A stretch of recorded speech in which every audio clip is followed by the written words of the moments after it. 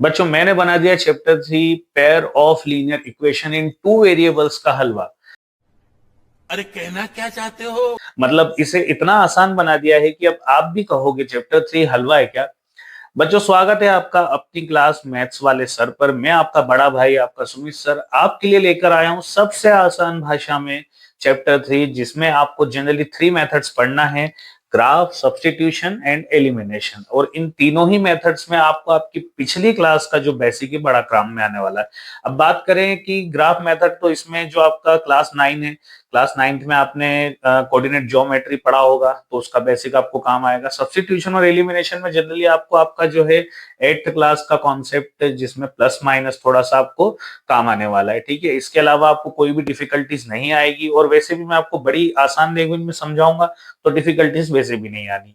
तो शुरू करते हैं अपनी पहली एक्सरसाइज 3.1 से। पहली एक्सरसाइज है आपकी 3.1, जिसमें आपको एक क्वेश्चन दे रखा है, उसके दो सब क्वेश्चन हैं, जिसमें आपको दोनों ही वर्ड प्रॉब्लम दे रखी है। और ये दोनों वर्ड प्रॉब्लम काफी इंपॉर्टेंट भी हो जाती है, क्योंकि एग्जाम में कई बार पूछी गई है। मैं आपके लिए क्वेश्चन पढ़ देता हूँ। अच्छा, दूसरा ये कि क्वेश्चन पे लिखा रहेगा आपको ग्राफिकली सॉल्व करना है या किस मेथड से करना है, तो आपको उसी से करना है। ठीक है, फिलहाल ये एक्सरसाइज पूरी ही की पूरी ग्राफ की ही है, इसलिए हमको इसको ग्राफ से ही करना पड़ेगा। क्वेश्चन दे रखा है आपको 10 students of class 10 took a part in mathematics quiz. आपको जो है बता रहा हूं मैं हिंदी में ट्रांसलेट करके, कि जो 10th क्लास के 10 बच्चे हैं उन्होंने एक मैथमेटिक्स क्विज में पार्टिसिपेट किया। If the number of girls is more than the number of boys, और जो गर्ल्स की संख्या है वो बॉयज की संख्या से 4 ज्यादा है। ठीक है, find the number of boys and girls who took part in the quiz. आपको ये बताना है कि कितने गर्ल्स और कितने बॉयज ने जो है उस क्विज में पार्टिसिपेट किया। तो जनरली सबसे पहले तो आपको इसमें इक्वेशन बनानी पड़ेगी अकॉर्डिंग टू क्वेश्चन। ठीक है, जब तक आप ये काम नहीं करोगे आप क्वेश्चन सॉल्व नहीं कर पाओगे। और इसमें दो क्वेश्चन बनेंगे, मतलब सॉरी, दो इक्वेशन बनेगी। और दोनों इक्वेशन कैसे बनेगी मैं बताता हूँ। यहां देखते हैं हम सॉल्यूशन में। सबसे पहले उसने जो बात कही वो कही कि 10 student of class 10 took a part in mathematics quiz. तो ये जो आपका क्वेश्चन या एक्सरसाइज या चैप्टर है, ये दो इक्वेशंस पे डिपेंड करता है पहली बात। और दोनों इक्वेशन में दो वेरिएबल होते हैं, तो पहले आपको एक्स ढूंढना होगा, फिर वाई ढूंढना होगा, और फिर उनका यूज करके आपको इक्वेशंस बनानी होगी। तो पहले आप यहाँ पे लिखोगे लेट। ठीक है, सबसे पहले उसने नंबर ऑफ गर्ल्स की बात कही है, तो हम लिखेंगे नंबर ऑफ गर्ल्स, कितनी मान लेंगे हम, एक्स। ठीक है, देन उसने कहा है नंबर ऑफ बॉयज, तो हम लिख देंगे नंबर ऑफ बॉयज, कितना मान लेंगे, वाई। एक्स आ गया, वाई आ गया। अब अकॉर्डिंग टू क्वेश्चन, आप शॉर्ट फॉर्म में लिख सकते हैं अकॉर्डिंग टू क्वेश्चन, काउंटेबल है।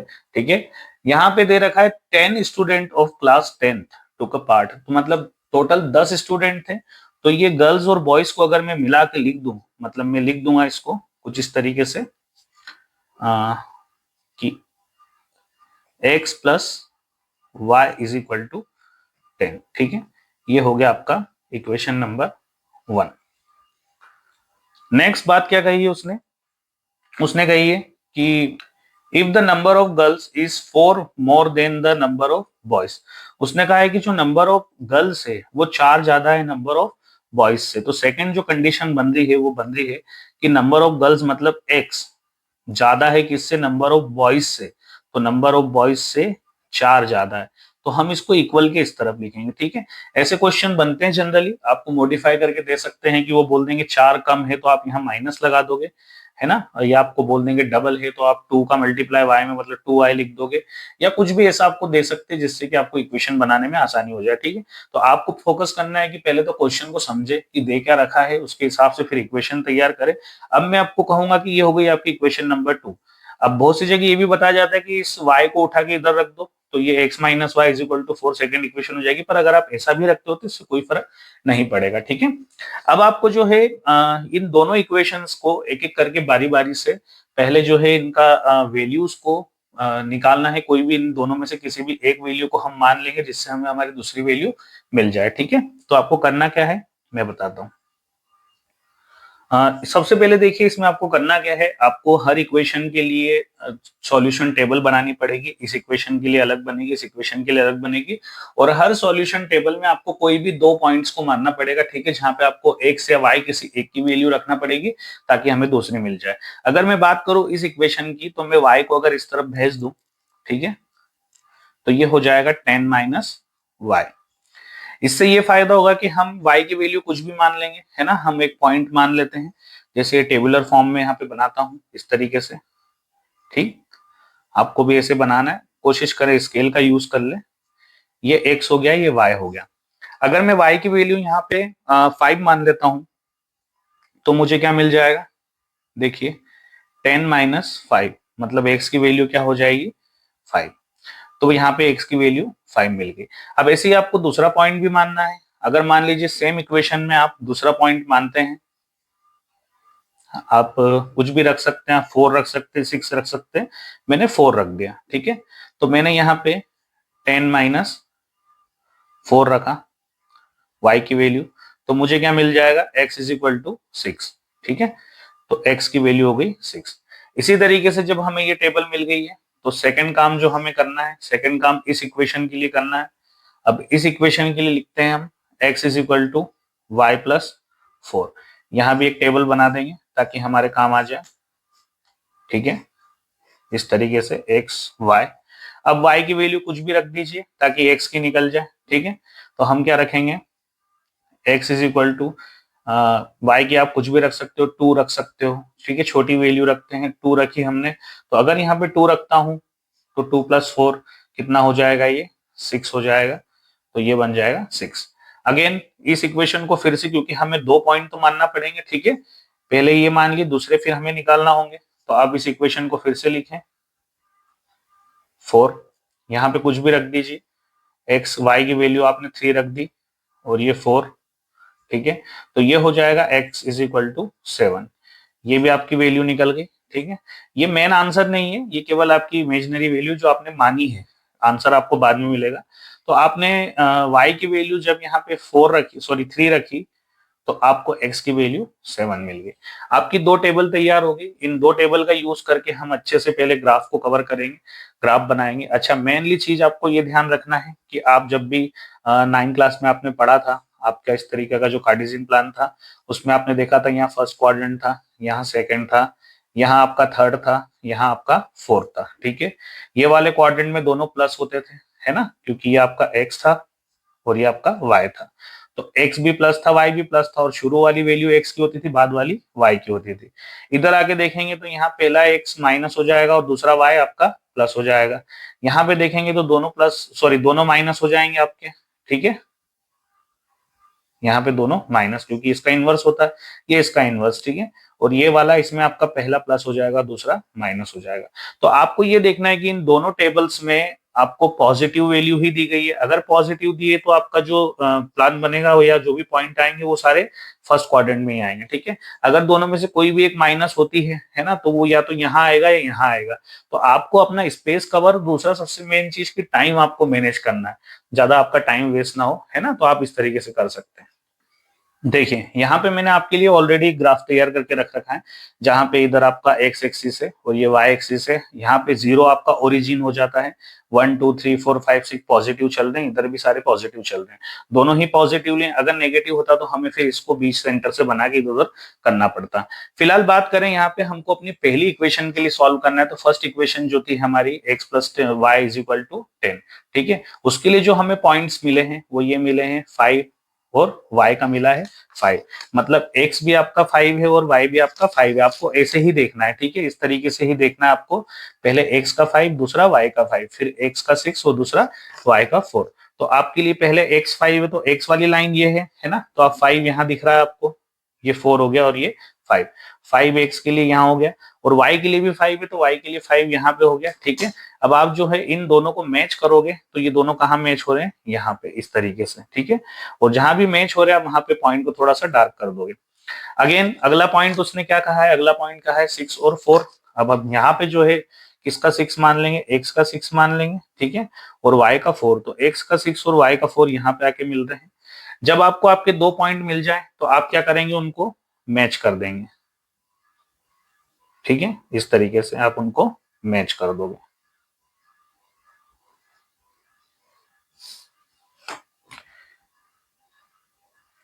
आप यहाँ पे अपनी इक्वेशन भी लिख सकते हो। आपकी इक्वेशन क्या थी, x plus y, x plus y is equal to 10।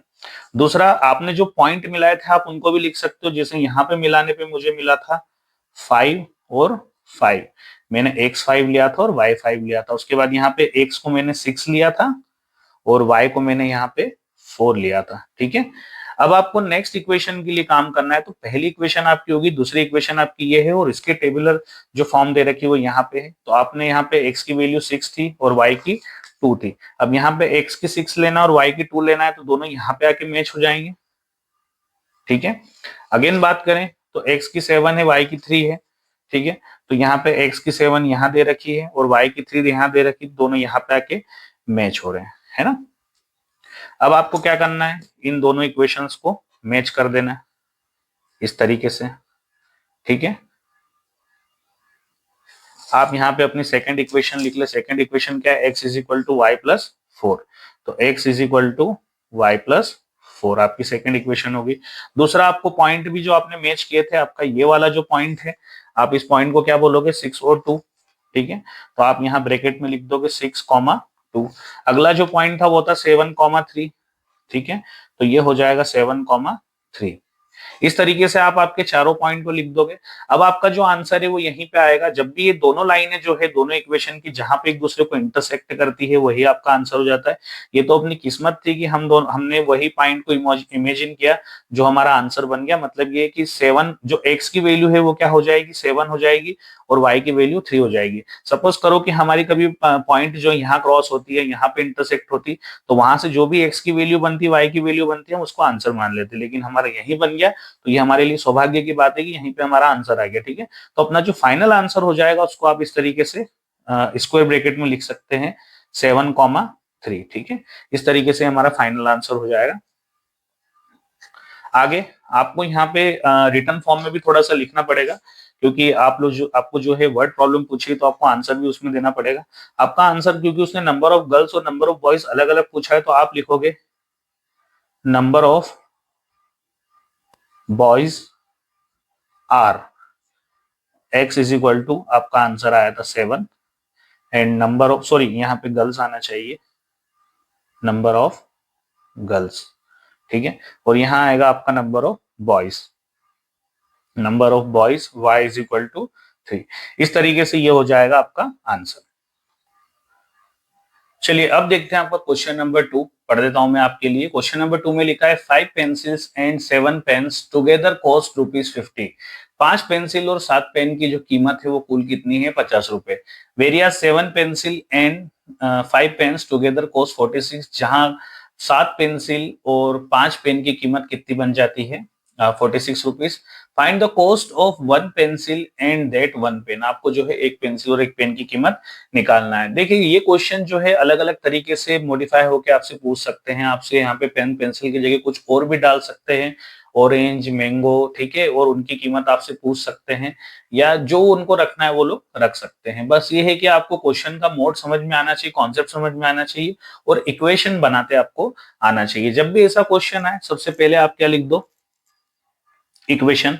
ठीक है, तो इक्वेशन बनाने के लिए आपको चाहिए होते वेरिएबल्स, और वेरिएबल्स आपको मानना पड़ेंगे। तो आप लिखोगे let cost of 1 pencil is, आपको एक पेंसिल की कीमत बतानी है, आपने बता दी x है। ठीक है, वहीं पे आप एक पेन की कीमत बताओगे, कितनी हो जाएगी, y। ठीक है, इस तरीके से आप जो है इसको सेट कर लेंगे। अब जब आपको आपके वेरिएबल पता चल गए, अब आपको इक्वेशन बनानी। इक्वेशन बनाने के लिए आप लिखोगे according to question, short form में लिख सकते हैं। ठीक है, अकॉर्डिंग टू क्वेश्चन, क्वेश्चन में उसने कहा है 5 पेंसिल और 7 पेन की कीमत। तो 5 पेंसिल, तो 5 का मल्टीप्लाई x में करेंगे। ठीक है, 5x प्लस 7y। क्यों लिया 7y, क्योंकि 7 पेन है तो 7y ले लिया। ठीक है, और इनकी कुल कीमत जो दे रखी है वो दे रखी है 50 रुपए। इसके बाद बात करें, अगली जो इक्वेशन है उसमें उसने कहा है इसको रेसिप्रोकल कर दिया। इस बार उसने 7 पेंसिल ले ली है और 5 पेन ले लिए, और उनकी जो टोटल कीमत दी है वो 46 दी है। ठीक है, टोटल बोला है इसलिए हमने प्लस लगाया यहाँ पे। इस तरीके से जो है हमारी इक्वेशन नंबर 1 तैयार हो गई और इक्वेशन नंबर 2 तैयार हो गई। दोनों इक्वेशन को हमको यूज में लाना है, टेबुलर फॉर्म बनाना है ताकि हमारा ग्राफ बन जाए। ठीक है, यहाँ पे हम देखेंगे आप पहली equation 5x plus 7y is equal to 50। इसमें क्या करना है, आपको कोई से भी एक वेरिएबल की वैल्यू को मान लेना है या रखना है ताकि हमें हमारी दूसरी वैल्यू मिल जाए। तो हम किसी भी एक को यहाँ पे छोड़ देंगे, बाकी सबको उधर भेज देंगे। तो हम जो है एक्स को यहाँ पे रख लेते हैं, बाकी सब उधर भेज देते हैं। तो प्लस का 7y पहले उधर जाएगा तो वो बन जाएगा माइनस का 7y। ठीक है, और ये जो 5 है मल्टीप्लाई में उठ के उधर जाएगा तो डिवाइड में हो जाएगा। ठीक, इस तरीके से इसे आपको मिल गई आपकी इक्वेशन नंबर 3। क्योंकि यही आपको वापस से रिपीट करना है इसलिए मैंने इसको 3 नाम दे दिया ताकि कंफ्यूजन ना हो ढूंढने के लिए। ठीक है, अभी बात करें यहाँ पे कुछ ऐसी वैल्यू हमें y की मानना है जिससे कि हमें कैलकुलेट करने पे वो 5 से कैंसिल हो जाए ताकि हमारा आंसर डेसिमल में ना आए, हमें डेसिमल की वैल्यू ना मिले। हालांकि अगर मिल भी जाती है तो ग्राफ में आप उसको कर लोगे, लेकिन फिर भी कोशिश करें कि इजी वे में हम इसको सॉल्व कर लें। तो 7 की अगर मान लो वैल्यू में यहाँ पे 2 मान लेता हूँ तो 7 2 जब 14 होगा, अगर इसमें से माइनस करो 36 बचेगा, क्योंकि कहीं से भी 5 से डिवाइड तो होने वाला नहीं है। ठीक है, तो अगर मैं 7 की वैल्यू यहाँ पे 3 मानू तो 7 3 जा कितना होता है 21 होता है। और 21 अगर 50 में से माइनस करूं तब भी हमारे कोई काम का नहीं रहेगा। ठीक है, क्योंकि हमारा जो आंसर है वो 29 आ जाएगा और 5 से वो डिवाइड नहीं होगा। तो हम क्या करेंगे, ऐसे में हम मान लेते हैं y की वैल्यू 5। ठीक है, 5 मानने से क्या होगा कि 7 5 35 हो जाएगा और 50 में से माइनस होगा तो 15 बचेगा जो कि 5 से कैंसिल हो जाएगा। तो मैं यहाँ पे y बराबर कितना मान लेता हूँ 3। ठीक, y बराबर अगर मैंने 3 माना है तो 50 माइनस सॉरी y बराबर मुझे मानना है कितना 5। y बराबर मैं 5 मानूंगा तो ये हो जाएगा आपका 7 5 35 और अपॉन में चल रहा है 5। तो x की जो वैल्यू बनेगी 50 माइनस 35 और अपॉन में 5। x इज इक्वल टू 50 में से 35 गया तो आपके लिए बचेगा 15 और अपॉन में 5। आप इससे इसको कैंसिल आउट करेंगे तो क्या बचेगा आपके लिए 3। तो यहाँ पे आपको मिल जाएगी x की वैल्यू 3। ठीक, अब आपको जो है टेबल फॉर्म बनानी पड़ेगी, आपको एक सॉल्यूशन टेबल बनानी पड़ेगी ताकि आपको x और y के पॉइंट्स जो है वो आपको कार्टेशियन प्लान मतलब अपने जो ग्राफ पे है उस पे बनाने पड़े। तो आप x और y दोनों लिख लोगे यहाँ पे। अब सबसे पहले जो है, अब अच्छा ये किसके लिए लिख रहे हैं हम, फॉर इक्वेशन 1। ठीक है, ये इक्वेशन 1 के लिए किया है, इसके लिए यहाँ पे आप लिख देना फॉर इक्वेशन 1। इसको ऊपर भी लिख सकते, कोई दिक्कत नहीं। अभी y की वैल्यू मैंने यहाँ पे जो है 5 मानी थी तो मुझे x की वैल्यू 3 मिली, तो मैं यहाँ पे 5 लिख देता हूँ और 3 लिख देता हूँ। अब एक बार फिर से हमें यही काम करना पड़ेगा, दोहराना पड़ेगा, क्योंकि इस इक्वेशन में 2 पॉइंट लेना पड़ेंगे। अच्छा, मेन बात आपको बता दूं, अधिकतर क्लासेस यूट्यूब या आपको कहीं भी अधिकतर 3 पॉइंट लेते हुए भी दिखाएंगे कि 3 3 पॉइंट वो लोग बनाते, लेकिन हमारा काम जब 2 ही पॉइंट में हो जाता है तो हम 3 पॉइंट में अपना टाइम वेस्ट क्यों करें। ठीक है, तो आप इसको 2 पॉइंट में भी कर सकते हो, कोई बड़ी बात नहीं। अब यहाँ पे हमको जो है नेक्स्ट पार्ट लेना है, फिर से इस इक्वेशन को लिखते हैं, इक्वेशन नंबर 3 को।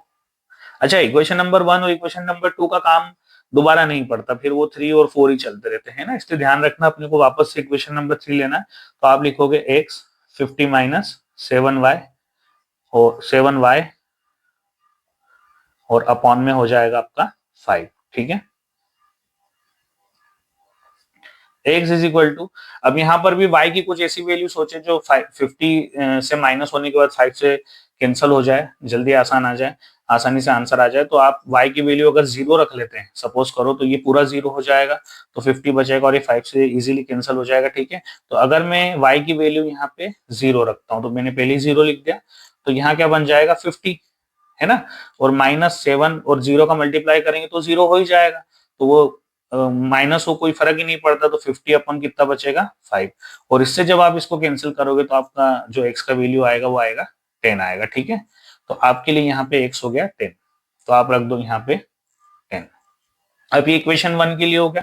अब सेम काम आपको किसके लिए करना है, इक्वेशन नंबर 2 के लिए। ठीक है, तो अब आप इक्वेशन नंबर 2 यहाँ पे लिखोगे 7x plus 5y is equal to 46। यहां भी वही काम करना है, सब वैल्यू उधर भेज दो x को छोड़ के, तो ये हो जाएगा 46 माइनस का 5y, ठीक है, और ये 7 इनके अपॉन में आ जाएगा, तो x is equal to 46 minus 5y upon में 7, ठीक। अब यहाँ पे 5 के साथ में कुछ ऐसी वैल्यू मानना है जो 7 से कैंसिल आउट हो जाए, जो इजीली हमें आंसर दे दे। तो आप सबसे पहले क्या करेंगे, y की वैल्यू अगर मैं सोच लीजिए 2 रखता हूं, तो 5 टू जा 10 होगा, है ना, वो 10 माइनस होगा 46 में, तो 36 बचेगा जो कि 7 से डिवाइड नहीं होगा। और आप सोचिए तो देखिए यहाँ पे आप माइनस की वैल्यू भी ट्राई कर सकते हैं, जैसे मैंने 2 प्लस का लिया, आप माइनस का अगर 2 लेते हैं तो 5 टू जा 10 तब भी होगा, लेकिन वो माइनस है तो माइनस माइनस प्लस हो जाएगा। अब यहाँ पे 10 जुड़ जाएगा तो 46 और 10 कितना होता है 56, जो कि 7 से कट जाएगा। तो इस तरीके से आप थोड़ा सा दिमाग लगा लेंगे ना, तो आपका काम आसानी से हो जाएगा। तो चलिए मैं यहाँ पे जो है y के लिए क्या रख लेता हूँ, माइनस का 2, ठीक। इस तरीके से जो है मुझे x इज इक्वल टू क्या हो जाएगा मेरे सामने, 46 माइनस 5 और इंटू माइनस का 2, और पूरे के अपॉन में चल रहा है 7, ठीक। नेक्स्ट प्रोसेस 46 प्लस, क्योंकि प्लस माइनस माइनस प्लस हो जाएगा, 5 टू जा 10 और अपॉन में हो जाएगा आपका 7। इधर देखते हैं आपके सामने 46 प्लस 10 आपका हो जाएगा 56 और अपॉन में चल रहा है आपका 7। ये इससे कैंसिल आउट होगा, तो आपके लिए x की वैल्यू क्या बन जाएगी, 8 बन जाएगी, ठीक है। अब 8 तो आपको मिल गया, अब आपको टेबुलर फॉर्म बनानी पड़ेगी इस तरीके से, फिर से टेबुलर फॉर्म के साथ में। अच्छा 3 पॉइंट ले सकते हैं आप, आपकी इच्छा, और नहीं भी ले तो कोई प्रॉब्लम नहीं है। हमने यहाँ y की वैल्यू -2 मानी थी, तो हमको x की मिली 8। इसी तरीके से आप जो है नेक्स्ट बार फिर से इसको इक्वेशन को लिखेंगे। आपकी इक्वेशन नंबर 3 हो गई है, और सॉरी ये वाली आपकी इक्वेशन नंबर 4 थी, मैं बताना भूल गया। तो आप यहाँ पे इसको इक्वेशन नंबर 4 नाम दे दोगे। अब आपको 4 फिर से रिपीट करना है, जिस तरीके से 3 को 2 बार रिपीट किया था 2 पॉइंट के लिए, 3 पॉइंट लोगे तो 3 बार रिपीट करना पड़ेगा, ठीक है। यही काम आपको 3 बार करना पड़ेगा, इसलिए मैंने कहा 2 बार लो, 2 बार में अपना काम खत्म हो जाएगा। अब यहाँ पे हमने इक्वेशन नंबर 4 को एक बार यूज कर लिया, एक बार फिर से लिखना पड़ेगा, क्योंकि हमें 2 पॉइंट क्लियर करना है। तो 46 माइनस 5y और अपॉन में हो जाएगा 7। अब देखिए मैंने आपको बताया था कि आप कुछ भी वैल्यू ले सकते हैं, आप वैल्यूज को रिपीट भी कर सकते हैं, ठीक है। इससे थोड़ा सा अच्छा रहेगा, इजी हो जाएगा आपका काम। और नहीं भी आपको करना है तो कोई बात नहीं, क्योंकि मेनली तो क्या है वो कर ही लोगे आप, मेरे को जहां तक लगता है। देखो अगर मैं यहाँ पे वैल्यू रख दूं y के साथ में, अगर मैं यहाँ पे कुछ भी लेता हूँ, जैसे मैंने यहाँ पे ले लिया मान लो -4 अगर मैं लेता हूँ, तो 5 4 जा कितना हो जाएगा 20, और 20 को अगर इसमें जोड़ेंगे आप तो 66 होगा, जो कि 7 से जाएगा नहीं। तो आपको बेसिकली कुछ ऐसी वैल्यू सोचना पड़ेगी, है ना। अगर आप चाहे तो वैल्यूज को रिपीट भी कर सकते हैं, इससे कोई फर्क नहीं पड़ेगा। आपने उसके लिए मान लीजिए जो वैल्यू ली है आप यहाँ पे भी ले सकते हैं, लेकिन हाँ इन वैल्यूज को रिपीट मत करना, क्योंकि इक्वेशन नंबर 2 के लिए अलग इक्वेशन, दूसरी इक्वेशन के लिए अलग से ही चलेगा, ठीक है। तो यहाँ पे अगर आप इस वैल्यू को फिर से रिपीट कर लेते हैं तो कोई प्रॉब्लम नहीं है। आप देखिए क्यों रिपीट करने का बोल रहे हो, क्योंकि अगर आप y की वैल्यू यहाँ पे 5 रखते हो, है ना, तो क्या हो जाएगा ये 5 5 जा 25, और 25 46 में से 25 अगर माइनस करते हो तो 21 बचेगा, ठीक है। और 21 जो कि 7 से डिवाइड हो जाएगा। तो वंस अगेन अगर हम यहाँ पे मान लीजिए y की वैल्यू रखते हैं 5, ठीक, तो हमें जो है क्या मिल जाएगा 21 मिल जाएगा। तो 46 माइनस 25, 5 5 जा 25 और अपॉन में 7 इज इक्वल टू x, इसमें से ही माइनस हुआ तो 21 बचेगा और अपॉन में 7, इससे इसको काटा तो कितना बचा 3 बचा। अब x की वैल्यू हमारे पास में आ गई 3। ये पहला पॉइंट था जो -2 रखने पे 8 आया, दूसरा पॉइंट हमने क्या रखा था y की वैल्यू 5 रखा तो यहाँ पे 3 आया, ठीक है। इस तरीके से हमारा ये प्रोसेस अभी हुआ। अब हमको इसको ग्राफ में देखना है। चलिए अब हम इस क्वेश्चन का ग्राफ देखते हैं। चूंकि मैंने आपको बताया था कि टेबल में देखना है सभी पॉजिटिव है या नेगेटिव कुछ है तो नहीं। जैसे इस वाले टेबल में जो है y की वैल्यू एक नेगेटिव में हमने ली थी, इसलिए जो है हमें नीचे y की वैल्यू नेगेटिव तक थोड़ा सा लाइन खींचना पड़ेगा। x का इतना फर्क नहीं पड़ेगा, इसलिए इसको छोटा भी रखोगे तो कोई दिक्कत नहीं है। हाँ ये वाला हिस्सा हमें थोड़ा लंबा लेना पड़ेगा, क्योंकि यहाँ पे x की वैल्यू 10 तक गई है, इसलिए 10 तो रखना ही है, और y की वैल्यू हमारी 5 तक है, तो y अगर आप इतना भी रखते तो कोई इससे फर्क नहीं पड़ता, ठीक है। तो सबसे पहले टेबल की बात करें, हम पहली इक्वेशन के लिए चलेंगे। तो x की वैल्यू 3 और y की 5 है, तो x का यहाँ पे 3 और y का 5 यहाँ पे दोनों यहाँ पे आके मैच हो रहे हैं, ठीक है। तो इस पॉइंट को हम थोड़ा सा डार्क कर देते हैं। सेकंड हमने y की 0 रखी और x की 10 है, तो x की 10 यहाँ पे, तो y के लिए 0 यहीं रहेगा। तो इस पॉइंट को हमें थोड़ा सा डार्क करना पड़ेगा, ठीक है। और इन दोनों पॉइंट को मैच होती हुई एक लाइन हम खींच देंगे। तो आप इस तरीके से जो है एक लाइन खींच देंगे, दोनों को मैच कर लेना है अच्छे से और एक प्रॉपर लाइन खींच देना है, ठीक है। इस तरीके से आपका एक लाइन खींचा जाएगा। आगे यहाँ पे आप इक्वेशन डाल देंगे। इक्वेशन 1 कौन सी है आपकी? आपकी इक्वेशन जो 1 है आप उसको लिख देंगे। तो 5x plus 7y is equal to 50, ये हो गई आपकी इक्वेशन 1। अब आपको जो है सेकंड इक्वेशन के लिए सेम काम करना है। इसी का जो पॉइंट है एक और पॉइंट लेना पड़ेगा हमें।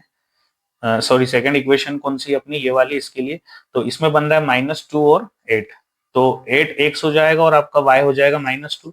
तो 8x तो यहाँ पे आ रहा है और -2 जो ऊपर नहीं नीचे आएगा, तो यहाँ पे ये दोनों यहाँ मैच हो रहे हैं, ठीक है। आपको ये ध्यान रखना है।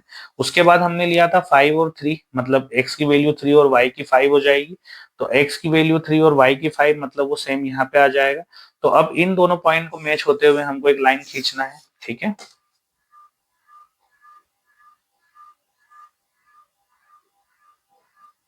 वंस अगेन हमने इन दोनों को मैच करते हुए एक लाइन खींची। ये दोनों लाइनें जो है यहाँ पे एक दूसरे को इंटरसेक्ट कर रही है, ठीक है।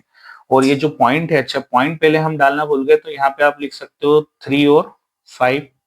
ये था ऊपर वाली इक्वेशन के लिए। यहाँ पे था आपका 10 और 0 ये वाले पॉइंट के लिए। इसके बाद हमने इसके लिए जो बनाया उसके लिए आपका जो x कितना आया, x था आपका 8, है ना। x था आपका 8 और y था आपका -2। तो आप इस तरीके से पॉइंट डाल देंगे। देन अगेन यहाँ पे 3 और 5 आया आपका, तो आप लिखोगे 3 और 5। ये सेकंड इक्वेशन के लिए था। तो 4 पॉइंट के लिए आपने 4 पॉइंट वैसे ही डाल दिए। अब आपको ये चेक करना है दोनों लाइन एक दूसरे को इंटरसेक्ट कहाँ कर रही, तो यहीं पे इंटरसेक्ट कर रही है, जो अपना आंसर है, ठीक है। तो आप जो है इसको लिख दोगे स्क्वायर ब्रैकेट में 3,5, ठीक है। इस तरीके से ये अपना आंसर हो जाएगा। अब इस आंसर को आपको लिखना भी पड़ेगा वर्ड्स में, इसलिए आप लिखोगे यहाँ पे कोस्ट ऑफ, क्योंकि यहाँ पे जो लिखा था वही लिखना है, ठीक है। कोस्ट ऑफ 1 पेंसिल इज या आर, ठीक है। 1 पेंसिल इज या विल भी लिख सकते हैं इंग्लिश में, ठीक है, कोई प्रॉब्लम नहीं। तो कितना रुपीज आया है यहाँ पे? हमने जो x की वैल्यू निकाली थी, x की वैल्यू 3 है, तो आप लिखोगे x इज इक्वल टू 3, मतलब 3 रुपीज। और आपका जो नेक्स्ट हो जाएगा कॉस्ट ऑफ 1 पेन इज कितना बन जाएगा? y, मतलब आपका y का आंसर कितना आया था यहाँ पे? देखिए ये 3 था x का और ये y था आपका 5, तो y के लिए आ जाएगा 5 रुपीज, ठीक है। और यही हो जाएगा आपका फाइनल आंसर। चलिए क्वेश्चन नंबर 2 में बढ़ने से पहले मैं आपको आपकी एनसीईआरटी बुक की एक छोटी सी टेबल बताना चाहूंगा, जो कि आपकी बुक में पेज नंबर 26 पे दे रखी है, जहां पे आपको रेशियोज को कंपैरिजन करके बताया गया है, ठीक है। और उसकी दो कंडीशंस बताई है, एक तो ग्राफिकल रिप्रेजेंटेशन क्या होती है और एक उसकी अलजेब्रिक इंटरप्रिटेशन क्या होती है, ठीक है। तो आपको ये दोनों ही चीजें पूछी जाती है बारी बारी से। सपोज करो कि अगर दो इक्वेशन यहाँ पे जो दे रखी है उनको अगर आप रेशियोज में कन्वर्ट करते हैं या उनकी वैल्यूज रखते हैं, तो a1/a2 is equal not b1/b2। जब भी ये कंडीशन बनती है तो वहां पे आपकी जो ग्राफिकल रिप्रेजेंटेशन होगी वो हो जाएगी इंटरसेक्टिंग लाइन। और आपका जो अलजेब्रिक इंटरप्रिटेशन होगा वो होगा एग्जैक्टली वन सॉल्यूशन, या उसको यूनिक सॉल्यूशन भी कहेंगे, ठीक है। और ये कब बनेगा? जब भी a1/a2 और b1/b2 एक दूसरे के इक्वल नहीं होंगे। सेकेंड थिंग, जब भी a1/a2, b1/b2 और c1/c2 ये तीनों अगर एक दूसरे के इक्वल हो जाते हैं, तो वहां पे जो है आपका ग्राफिकल रिप्रेजेंटेशन बनेगा कोइंसिडेंट लाइन, और उसके बाद में आपका अलजेब्रिक इंटरप्रिटेशन बनेगा इन्फिनिटी मेनी सॉल्यूशंस, ठीक है। अगर मान लीजिए a1/a2 और b1/b2 इक्वल होते हैं लेकिन c1/c2 is not equal to them, तो आपके लिए वहां पे बन जाएगा ग्राफिकल क्या बनेगा? Parallel lines. और अलजेब्रिक इंटरप्रिटेशन बनेगा आपके लिए नो सॉल्यूशन, ठीक है। तो आपका जो सेकंड क्वेश्चन है बेसिकली इसी पे बेस्ड है। आपको इस तरीके से उसे कन्वर्ट करना और ये चेक करना है कि वहां पे कौन सी कंडीशन इनमें से बन रही है। तो चलिए मैं आपके लिए क्वेश्चन पढ़ देता हूँ। क्वेश्चन में लिखा हुआ है on comparing the ratio a1 upon a2 b1 upon b2 and c1 upon c2 find out whether the lines representing the following pairs of linear equation intersecting at point.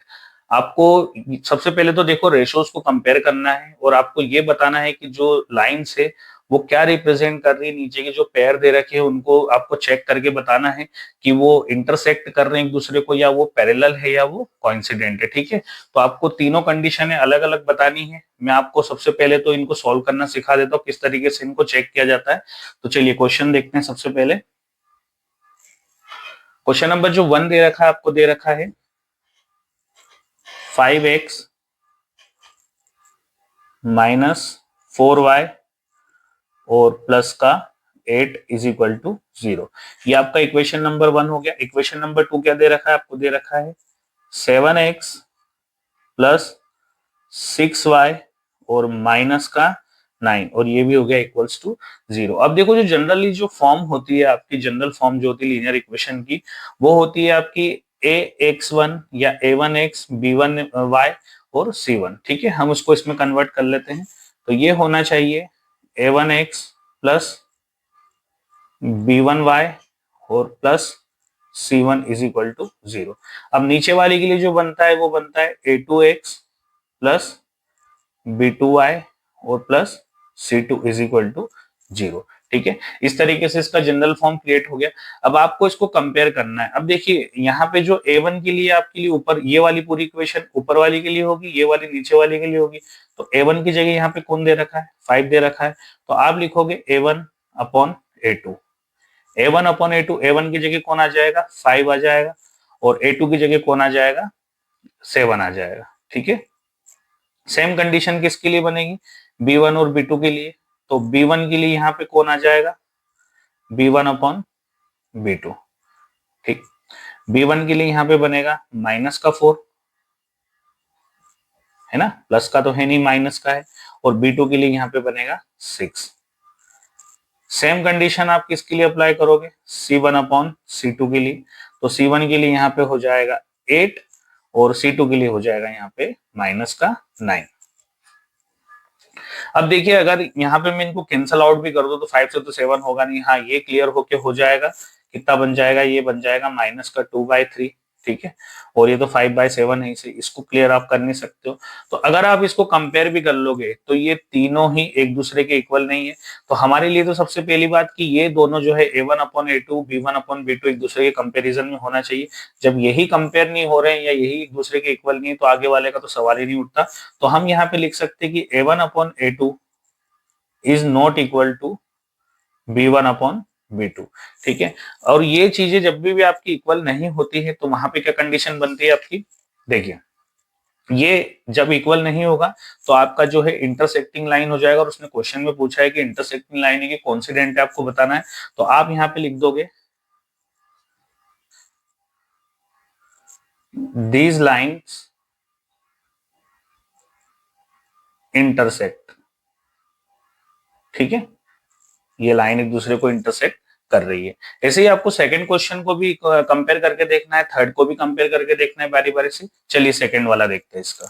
अब देखते हैं आपका सेकंड क्वेश्चन। सेकंड इक्वेशन जो लिखी हुई है second question में वो क्या है, वो दे रखी है आपको 9x plus 3y plus 12 is equal to 0। उसके बाद आपको दे रखा है 18x प्लस 6y प्लस 24। ठीक है, इज इक्वल टू 0। ये दोनों इक्वेशन दे रखी है सेम, ऐसे की ऐसे ही इसको जनरल फॉर्म से कंपेयर करेंगे तो हमें हमारा जो है a1 अपॉन a2 मिलना चालू हो जाएगा। ठीक है, और b1 upon b2 c1 upon c2। यहाँ पे लिख देते b1 upon b2 then c1 upon c2। इस तरीके से हम जो है अलग अलग बारी बारी से इनको लिख लेंगे। अब यहाँ पे a1 की वैल्यू देखें तो 9 दे रखी है, अपॉन में 18 दे रखा है। अगर इसको इससे कैंसिल करें तो ये हो जाएगा 1/2। ठीक है, एज इट इज ये भी दे रखा है हमको 3/6। इसको इससे कैंसिल करेंगे तो ये भी हो जाएगा 1/2। ऐसे ही 12/24 हो जाएगा। यहाँ पे कोई भी वैल्यू माइनस की नहीं है इसलिए हमारे डायरेक्टली आंसर आ जाएंगे 1/2। ये तीनों ही सेम हो रहे हैं, है ना, इक्वल हो रहे हैं। तो हम यहाँ पे क्या लिख सकते हैं, हम लिख सकते हैं यहाँ पे कि a1 अपॉन a2 इक्वल है b1 अपॉन b2 के।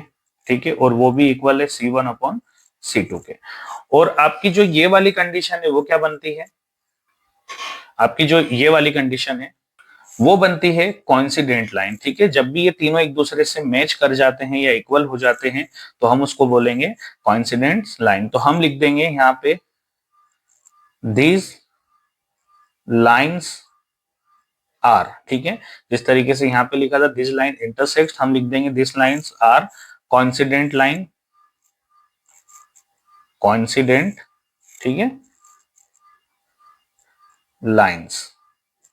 ये लाइन कौन सी होगी हमारी, कॉन्सिडेंट लाइन होगी। ऐसे कैसे सेम हमको अगली इक्वेशन को चेक करना है।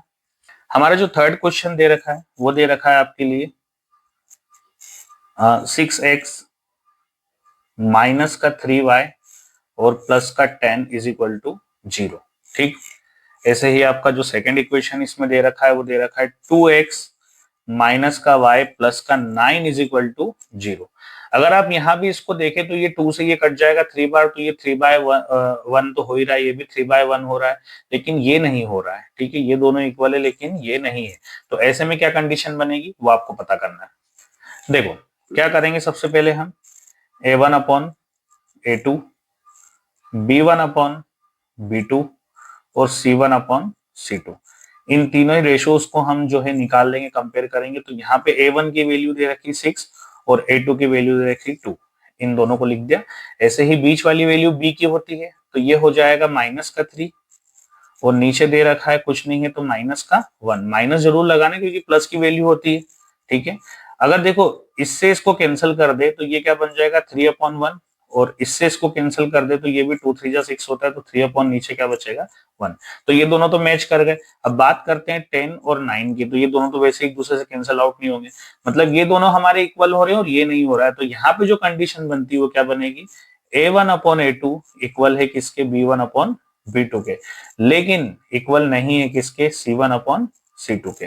तो ये वाला जो कंडीशन बनता है यहाँ पे आपके लिए लाइंस क्या हो जाती है, पैरेलल हो जाती है ना। तो आप लिखोगे यहाँ पे दिस लाइंस आर, क्या लिख दोगे, पैरेलल। ठीक है, ये लाइन आपकी क्या हो जाएगी, पैरेलल हो जाएगी, ये आपका आंसर हो जाएगा। जनरली ये जो क्वेश्चन है आपसे ऑब्जेक्टिव में पूछे जाते हैं, मेनली तो आपको क्या है देख के ही पता चल जाएगा, ऐसे ही सॉल्व कर लोगे आप इक्वेशन देख के।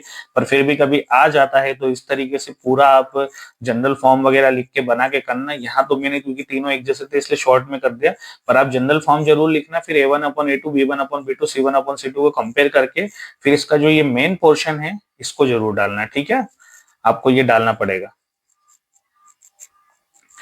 ये आपके हो गए तीनों क्वेश्चन जो कि एग्जाम पर्पज से काफी इंपॉर्टेंट बन जाते हैं। अब चलते हैं हमारे नेक्स्ट क्वेश्चन की ओर। अब देखते हैं अपना क्वेश्चन नंबर 3। क्वेश्चन नंबर 3 में लिखा है on comparing the ratio A1 upon A2, B1 upon B2 and C1 upon C2 find out whether the following pairs of linear equations are consistent और inconsistent. आपको जो है रेशियोज कंपेयर करना है A1 upon A2, B1 upon B2 और C1 upon C2 दोनों equations के, और फिर उसको चेक भी करना है कि जो पेयर ऑफ इक्वेशंस है वो कंसिस्टेंट है या नहीं है, ठीक है, या इनकंसिस्टेंट है। तो उसको देखने का एक ही तरीका है, मैं आपको बताता हूँ। यहाँ पे मैंने 3 कंडीशनें बनाई हैं, जिसमें पहली कंडीशन में A1 upon A2 equals not B1 upon B2, और इस कंडीशन में आपको यूनिक सॉल्यूशन मिलता है। जिसमें सॉल्यूशन मिलता है वो कंसिस्टेंट होगा। इसमें भी देखिए आपको इन्फिनिटी सॉल्यूशन मिलते हैं क्योंकि ये सब इक्वल हो जाते हैं यहाँ पे। ठीक है, इनफाइनाइट सॉल्यूशन, मेनी सॉल्यूशन मिलते हैं। तो जिसमें सॉल्यूशन मिल रहे हैं वो होगा कंसिस्टेंट, और जिसमें सॉल्यूशन ही नहीं मिल रहा है, नो सॉल्यूशन है, वो क्या कहलाएगा, इनकंसिस्टेंट।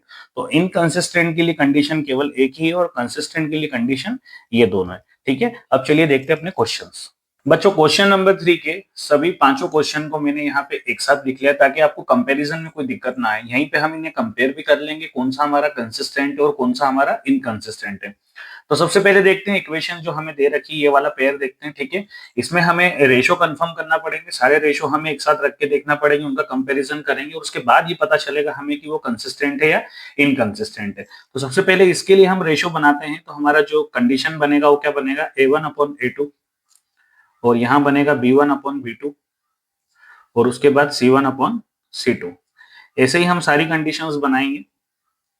तीनों कंडीशंस के लिए A1 की वैल्यू रख देंगे, तो A1 की है 3, A2 के लिए नीचे वाली वैल्यू हो जाएगी आपकी 2, ऐसे ही B1 के लिए वैल्यू रखेंगे, यहाँ पे हो जाएगी 2, और B2 के लिए वैल्यू हो जाएगी आपकी -3। ये आपको ध्यान देना है कहाँ माइनस लगा है कहाँ प्लस लगा है। अगर माइनस है तो आपको माइनस लगाना पड़ेगा और अगर प्लस है तो प्लस की तो फिर कोई इशू ही नहीं है, ठीक है। अब C1/C2 मतलब 5/7 हो जाएगा, तो आप रख दोगे 5/7। अब आप एक चीज देखेंगे कि यहाँ पे A1/A2 और B1/B2 ये दोनों ही वैल्यू मैच नहीं हो रही है। मैच नहीं हो रही मतलब ये यहीं पे एक दूसरे के इक्वल नहीं है। तो जो हमारी कंडीशन बनेगी वो कंडीशन क्या बनेगी, कंडीशन बनेगी हमारी A1/A2 is not equal to B1/B2, ठीक है। और जब भी ये कंडीशन बनती है तो वहां पे एक यूनिक सॉल्यूशन निकलता है, और यूनिक सॉल्यूशन निकलता है मतलब वो चीज क्या हो जाती है, कंसिस्टेंट हो जाती है। तो हमें यहाँ आंसर में लिखना पड़ेगा पेयर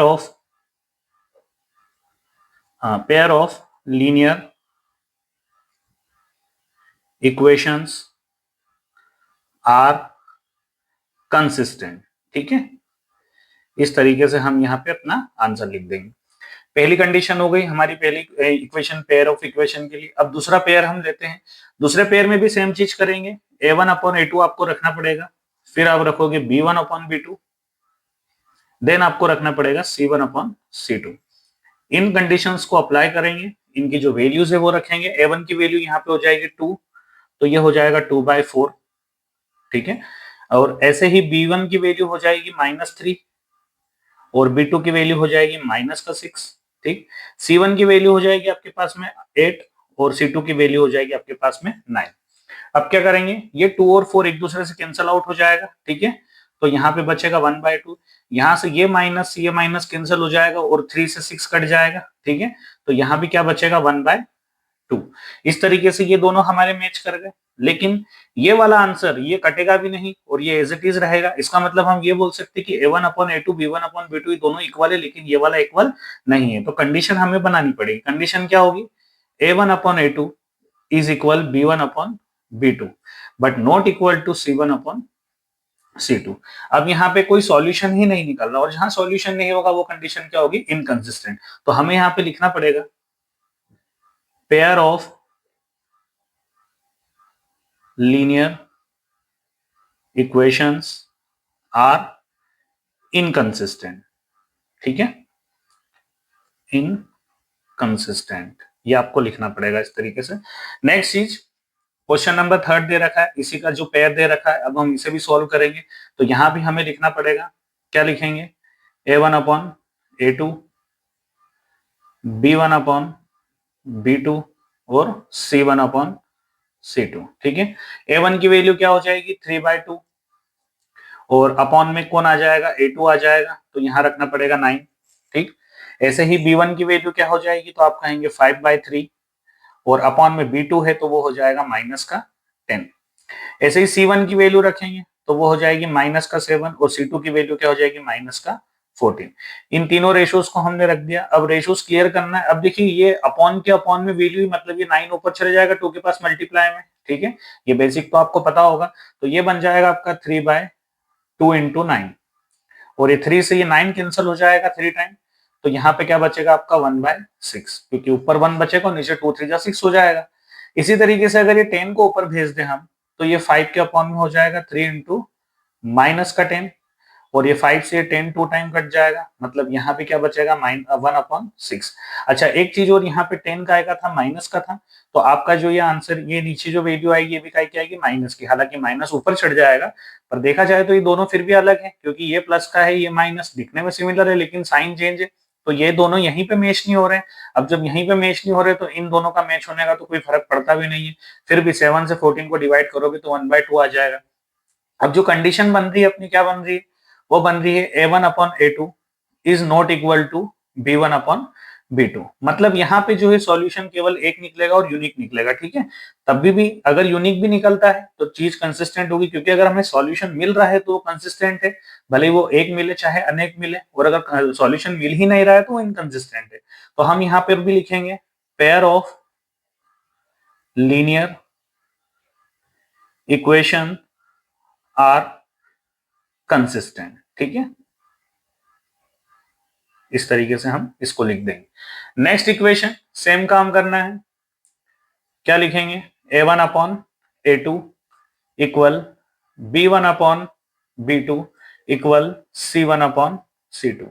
इनके भी रेशो कंपेयर करना है तो 5/-10 हो जाएगा ये, ठीक। नेक्स्ट चीज, ये वाला -3 और 6, क्योंकि B1 और B2 की वैल्यू है, बीच वाली B के लिए होती है, ठीक है। तो यहाँ पे हम क्या लिख देंगे, -3/6। ऐसे ही C1 C2 के लिए तो 11/-22।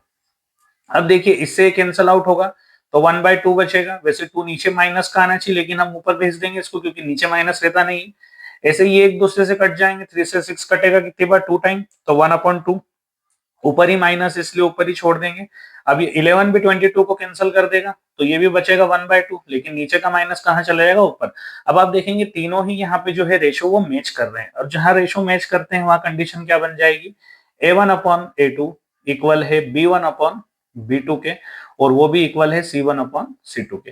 तीनों इक्वल हो गए, इसका मतलब यहाँ पे इंफिनिटी सॉल्यूशन होगा, इनफाइनाइट सॉल्यूशन है ना, मेनी सॉल्यूशंस होंगे। और जब भी मेनी सॉल्यूशन होता है तो कंडीशन क्या बनती है, कंसिस्टेंट बनती है, ठीक है। सॉल्यूशन मिल रहा है मतलब कंसिस्टेंट है, तो हम यहां पर भी लिखेंगे pair of linear equation are consistent, ठीक है। आप यहां पे कंसिस्टेंट, चलिए मैं लिख देता हूं कंसिस्टेंट, ठीक है। ये कंडीशन हो गई। अब इसके लिए चेक करेंगे, इसके लिए भी सेम काम करना है। क्या करेंगे, A1/A2, देन B1/B2, उसके बाद C1/C2। ये लास्ट कंडीशन है हमारी, अप्लाई करते हैं, देखते हैं ये भी कंसिस्टेंट निकलेगा, इनकंसिस्टेंट।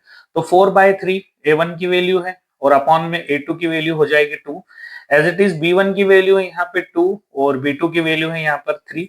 C1 की वैल्यू है यहाँ पर 8, और C2 की वैल्यू है यहाँ पर 12, ठीक है। ये 2 ऊपर चले जाएगा तो ये बन जाएगा 4, 3 इंटू 2, ये इसको काटेगा 2 टाइम, तो यहाँ बचेगा 2/3। और यहाँ तो ऑलरेडी 2/3, मतलब ये दोनों मैच कर गए। अब ये दोनों मैच कर गए, लेकिन इसका भी मैच करना जरूरी, ठीक है। तो यहाँ पे जो कंडीशन बनेगी अपनी क्या बनेगी, देखिए ये जो है 4 2 और 4 3 4 से कट जाएंगे दोनों, ठीक है। तो यहाँ भी क्या बचेगा, 2/3। अब आप देखोगे यहाँ भी 2/3 है, यहाँ भी 2/3, यहाँ भी 2/3, मतलब तीनों मैच कर रहे, कहाँ भी प्लस माइनस का प्रॉब्लम नहीं है।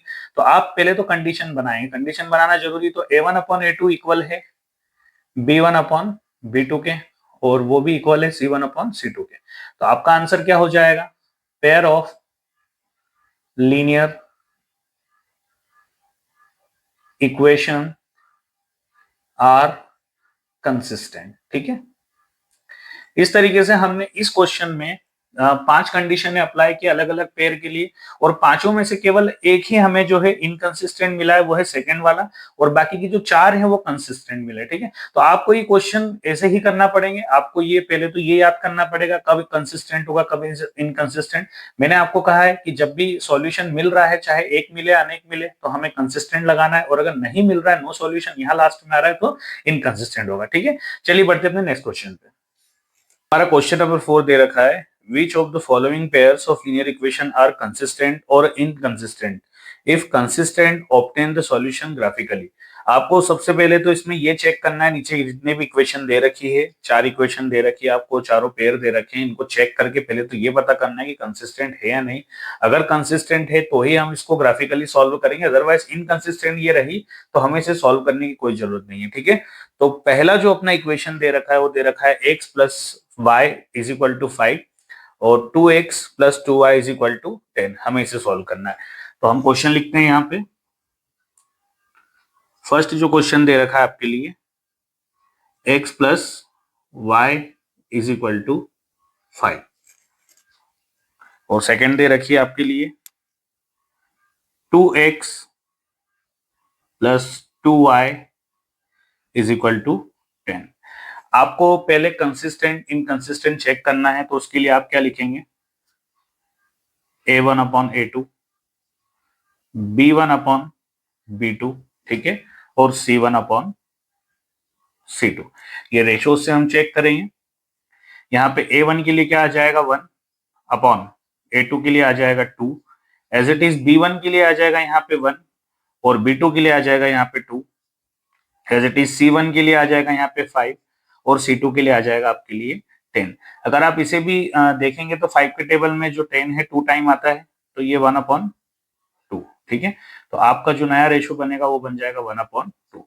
अब आप ये चेक करोगे कि A1 A2 B1 B2 C1 C2 तीनों की वैल्यू जो है सिमिलर है, ठीक है। तो हमें इसे यहाँ पे इस तरीके से शो करना पड़ेगा कि A1/A2 is equal to B1/B2 is equal to C1/C2, और आपको लिखना पड़ेगा the pair of linear equations are consistent, ठीक है। ये आपको इस तरीके से लिखना पड़ेगा। पेयर हमने कंसिस्टेंट बता दिया, अब इसके आगे हमको सॉल्व भी करना पड़ेगा। तो जब ये पेयर कंसिस्टेंट हमको मिल ही गया है तो अब इक्वेशन को हम क्या करेंगे, 1 बाय 1 जो है हम इसकी वैल्यूज को, जो अपनी सॉल्यूशन टेबल होती है, सॉल्यूशन टेबल किसे कहते हैं, हम इसको सॉल्यूशन टेबल बोलेंगे, ठीक है। इस तरीके से आप लोग भी बना लेंगे। तो ये पहला होगा x, दूसरा y, और ये जो बना रहे हैं हम फॉर इक्वेशन 1 के लिए बना रहे हैं, ठीक। और इसके बाद एक और सॉल्यूशन टेबल होगी, उसको भी हम बना लेंगे इक्वेशन 2 के लिए, ठीक है। यहां लिख देता हूं फॉर इक्वेशन 2। इस तरीके से आप लिख लेंगे। अब मेन चीज आपको क्या करना है, सबसे पहले ये वाली इक्वेशन लेके देखेंगे, ठीक। इसको मैं यहां लाइन खींच के लिख लेता हूं, x plus y is equal to 5। अब y को उधर भेज दीजिए आप, तो ये क्या हो जाएगा, 5 माइनस y। अब y की कोई ऐसी वैल्यू रखो जिससे कि हमें जो है x की वैल्यू मिल जाए। तो अगर मैं y की वैल्यू यहाँ पे 2 रखता हूं तो मुझे x की वैल्यू क्या मिल जाएगी, 3 मिल जाएगी, ठीक है। y की मैंने यहाँ पे कितनी रख दी, 2 रख दी। वैसे देखा जाए ना तो आपके लिए ये मेन काम का है, और ये जो सॉल्यूशन टेबल है ये काम का है। ये यहाँ पे जो है ये रफ वर्क में चला जाता है, क्योंकि ये तो आप वैल्यूज पुट करते हैं, इसका सॉल्यूशन से कोई लेना देना है। लेकिन फिर भी अगर आप लिखना चाहे तो लिख सकते हैं, अदरवाइज ये तो आप लॉजिकली भी सॉल्व कर सकते हो। देखिए कि अगर मैं यहाँ पे 2 रख दूं, उधर जाके माइनस होगा तो 3 आएगा, तो इसकी वैल्यू 3 बन जाएगी, ठीक है। बाकी फिर भी मैं आपके लिए बता रहा हूँ डिटेल में। तो y की पहले मैंने वैल्यू जब 2 मानी तो मुझे x की वैल्यू 3 मिल गई। एज इट इज मैं अगर y की वैल्यू यहाँ पे 4 रख दूं तो 5 में से 4 जाएगा तो 1 बचेगा। तो मैं y की वैल्यू यहाँ पे कितनी रख देता हूँ, 4 रख देता हूँ, तो मुझे x की वैल्यू जो है 1 मिल जाएगी, ठीक है। सेकंड इक्वेशन की बात करें, सेकंड इक्वेशन में भी सेम काम करना है हमको। तो 2x plus 2y is equal to 10।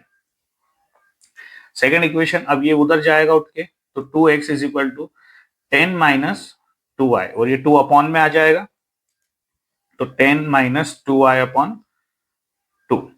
अब y की ऐसी वैल्यू सोचो जो इवन ही बनी रहे, जिससे 2 हमारा, जिसको 2 हमारा आसानी से कैंसिल आउट कर पाए, ठीक है, कैंसिल कर दे। तो सपोज करो कि अगर मैं y की वैल्यू यहाँ पे 3 रखता हूँ, तो 3 टू जा 6 होगा, और 6 अगर 10 में 6 जाएगा तो कितना बचेगा, 4 बचेगा, ठीक है। तो देख के ही लग रहा है ना।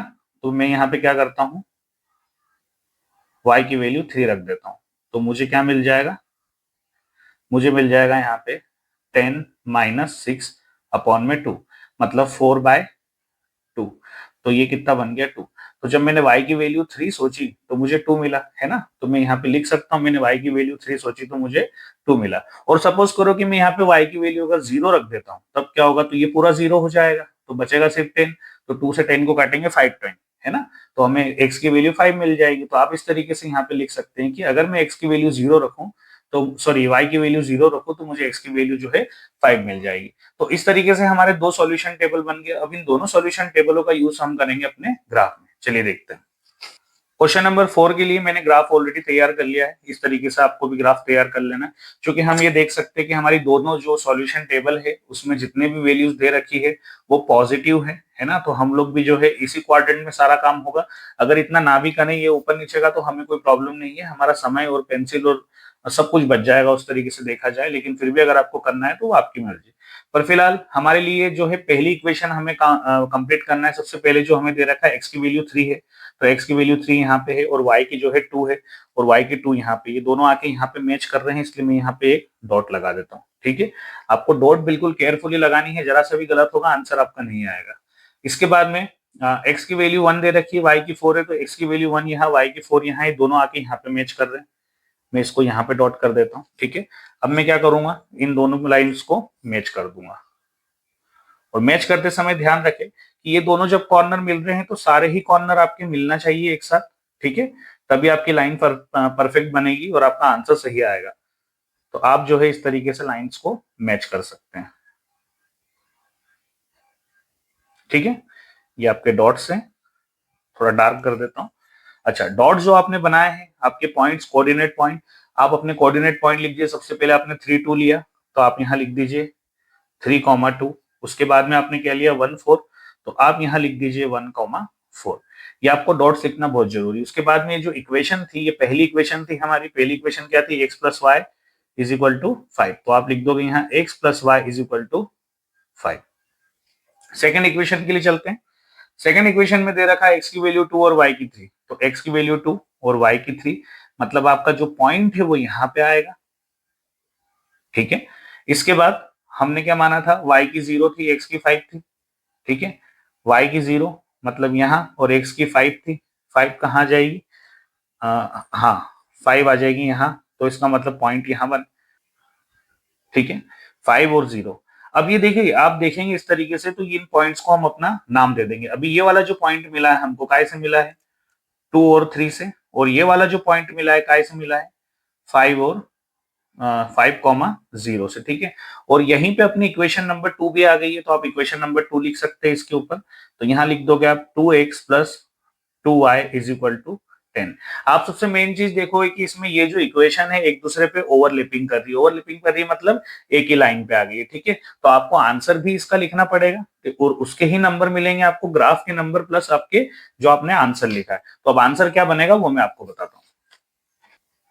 आंसर जो आपका बनेगा वो ये बनेगा, since these lines are these lines are overlapping। Overlapping मतलब एक दूसरे के ऊपर बन रही है। ठीक है, एक ही लाइन पे दोनों लाइनें आ गई है। Overlapping two each other,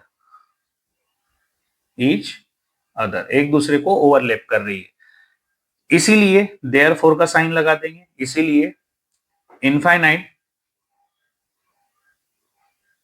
infinite मतलब मेनी सॉल्यूशंस या इनफाइनाइट सॉल्यूशंस आर पॉसिबल।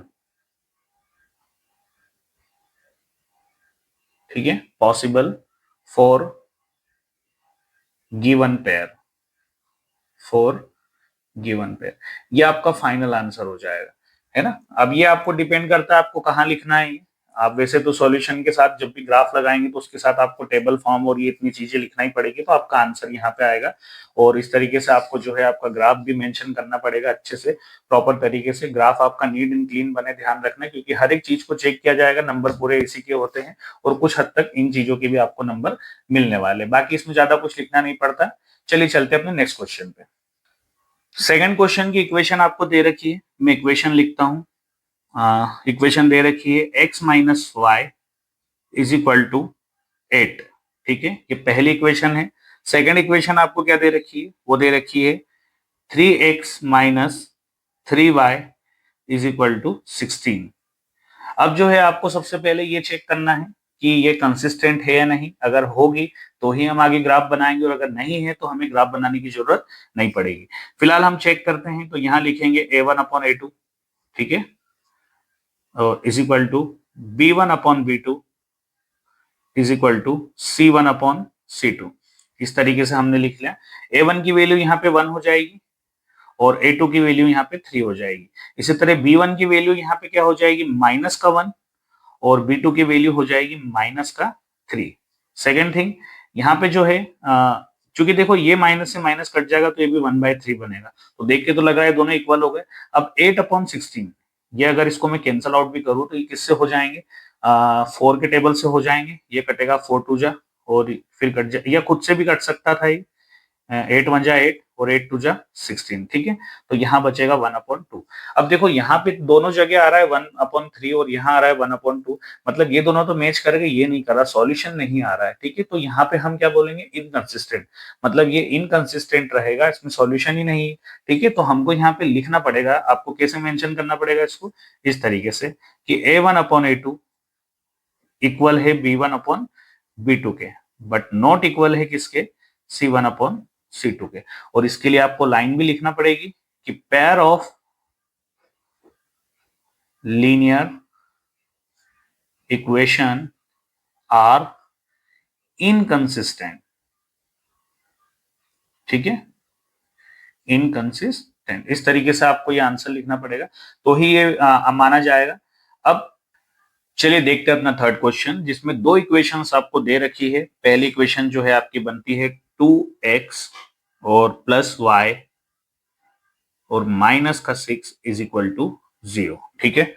इसके बाद में आपका जो सेकेंड इक्वेशन बनता है वो बनता है 4x माइनस 2y और माइनस का 4 इज इक्वल टू 0। सबसे पहले आप चेक करेंगे कि कंसिस्टेंट है या नहीं है, उसके बाद ही हम आगे बढ़ेंगे, ठीक है। तो कंसिस्टेंट है या नहीं चेक करने के लिए आपको निकालने पड़ेंगे रेशोस, और रेशो निकलेंगे a1 upon a2, b1 upon b2 और c1 अपॉन c2। इस तरीके से हम रेशोस को निकाल लेंगे। रेशोस निकालते समय आप माइनस प्लस का भी विशेष ध्यान रखिएगा। पहले तो इसको देखते हैं, तो ये हो जाएगा आपका 2/4 और इसको कैंसिल आउट करोगे तो ये बन जाएगा 1/2, है ना, क्योंकि 2 से 4 कट जाएगा 1/2 टाइम में। उसके बाद यहाँ पे है आपका 1 y के साथ और y के साथ यहाँ पे है माइनस का 2। अब एक चीज नोटिस करोगे, दोनों है तो सिमिलर लेकिन साइन का फर्क है, तो इसका मतलब ये सिमिलर होकर भी नहीं है, ठीक है। दूसरी चीज -6 है और माइनस का 4 है, माइनस से माइनस कैंसिल और ये इससे 2 से कटेगा तो ये बनेगा 3/2। तो ये तो कहीं से कहीं तक मैच नहीं कर रहा है, ये दोनों भी नहीं कर रहे। अब जब यही दोनों नहीं कर रहे तो ये सॉल्यूशन यूनिक ही होगा, ठीक है। तो यहाँ जो कंडीशन बनेगी, आपकी कंडीशन क्या बनेगी, आपकी बनेगी कंडीशन a1 अपॉन a2 जो है वो एक दूसरे के इक्वल नहीं है, मतलब a1 upon a2 is not equal to b1 upon b2। इतना ही लिखना है, क्योंकि यूनिक सॉल्यूशन का यही पहचान है। आपको इस तरीके से ऑब्जेक्टिव्स में भी आ सकता है ये क्वेश्चन, तो आपको बार बार ये चीजों को पढ़ना पड़ेगा, समझना पड़ेगा और प्रैक्टिस में लाना पड़ेगा, ठीक है। चलिए अब अपन चूंकि यूनिक सॉल्यूशन है नहीं, तो अब हम क्या करेंगे, ग्राफ बनाना पड़ेगा हमें। तो सबसे पहले हम बनाएंगे इसकी टेबल, सॉल्यूशन टेबल बनाना जरूरी है, ठीक है, क्योंकि नंबर सॉल्यूशन टेबल के अभी सॉल्यूशन आता कैसे उससे कोई फर्क नहीं पड़ता, लेकिन ये आपका मेन है। तो आप लिखोगे यहाँ फॉर इक्वेशन 1 x और y डाल दोगे, फिर अगली टेबल बनाओगे, सेम चीज लिखोगे x और y फॉर इक्वेशन 2। अब मैं पहली इक्वेशन अगर उठा के यहाँ पे रखूं तो 2x प्लस वाई और ये 6 उठ के इधर आ जाएगा, तो ये हो जाएगा माइनस की जगह अब प्लस में। अब ट्रांसफॉर्म करना पड़ेगा, ठीक है, क्योंकि हमको y की वैल्यू चाहिए तो 2x को उधर भेजना पड़ेगा, तो 6 माइनस हो जाएगा ये 2x। अब 2 के साथ में x की ऐसी वैल्यू चाहिए जो हमें कैलकुलेशन पे y की वैल्यू दे दे। सपोज करो कि मैं यहाँ पे 2 रखता हूं अगर x की वैल्यू, तो ये 2 2 जा 4 हो जाएगा, ठीक है, और 6 में से 4 जाएगा तो बचेगा 2। तो मुझे x की वैल्यू जब मैंने 2 रखी तो y की मुझे क्या मिल गई, 2 मिल गई। अब मैं x की वैल्यू यहाँ पे क्या रख देता हूँ, सपोज करो मैं 0 रख देता हूँ, तो ये पूरा ही 0 हो गया, तो मुझे y की क्या मिल जाएगी, 6 मिल जाएगी, ठीक है। तो मैं अगर यहाँ पे x की वैल्यू रख दूं 0, तो मुझे y की वैल्यू क्या मिल जाएगी, 6 मिल जाएगी, ठीक है, इस तरीके से। और अगर x की मैं 3 रख देता हूँ, सपोज करो 3 भी मैंने रख दी, 3 2 जा 6 होता है, तो ये 6 माइनस 6 y की मुझे 0 मिल जाती। तो कुछ भी आप करें आपको आंसर मिल जाएगा, ठीक है। मैंने x की यहाँ 0 रख दी तो y की 6 होगी, इससे कोई फर्क नहीं पड़ता। नेक्स्ट कंडीशन अप्लाई करें यहाँ पे, चूंकि y की हमें 6 मिली है तो देखना पड़ेगा, अभी अपन इसको करते हैं, कोई दिक्कत नहीं। आगे चलते हैं, अगला क्वेश्चन, अगली इक्वेशन क्या दे रखी है यहाँ पे, 4x माइनस 2y और ये इक्वल में आ जाएगा इधर, तो ये हो जाएगा प्लस का 4, ठीक है। अब इसको ट्रांसफॉर्म करेंगे, यहां से वहां पहुंचाएंगे तो 4x तो यही रहेगा, 4 के साथ में माइनस का इधर आ जाएगा तो प्लस का 2y। मैंने इसको इसलिए भेजा क्योंकि माइनस का था, इधर आके प्लस हो जाएगा तो कैलकुलेशन थोड़ा इजी हो जाएगा, वरना प्लस माइनस में आपको कंफ्यूजन होगा, ठीक है। तो यहाँ पे आप इस तरीके से कर सकते हैं। अब ये 4 को उठा के इधर कहां ले आएंगे, इसके डिवाइड में, तो 4 प्लस 2y अपॉन में 4। अब y की कुछ ऐसी वैल्यू सोचिए जो हमको x की वैल्यू दे दे। तो y की अगर यहाँ 2 रखता हूं तो 2 2 जा 4 होगा और 4 और 4 जुड़ के 8 हो जाएगा, और 4 से अगर 8 को डिवाइड करेंगे तो 2 आएगा, क्योंकि 4 के टेबल में 8 2 आता है। तो जब मैंने y की यहाँ पे 2 सोची तो मुझे x की कितनी मिल गई, 2 मिल गई। और अगर y की मैं 0 कर दूं तो 4 से 4 कटेगा, 1 बचेगा, इसलिए मैं अगर 0 कर देता हूँ y की तो मुझे x की 1 मिल जाएगी। इस तरीके से मेरे दोनों कोऑर्डिनेट पॉइंट में दोनों इक्वेशन के लिए मुझे मिल गए। अब मैं क्या करूंगा, ग्राफ बनाऊंगा, ठीक है। ये ग्राफ मैंने ले लिया है, ठीक है। अब इस ग्राफ में आपको क्या करना है, सबसे पहले चेक करना है कि पॉइंट्स हमारे कहाँ कहाँ रखने हैं। पहली इक्वेशन के जो पॉइंट बनेंगे वो बनेंगे 2 और 2, तो पहली इक्वेशन के लिए 2 और 2 यहाँ पे हमारा पॉइंट आ रहा है, ठीक है। सेकेंड थिंग क्या करना है, अगला जो रहेगा 0 और 6, मतलब x के लिए 0 और y के लिए अपना क्या हो जाएगा 6 हो जाएगा, ठीक है। तो x का 0 यहाँ है और y का जो 6 है वो यहाँ है ना, यही किया था हमने।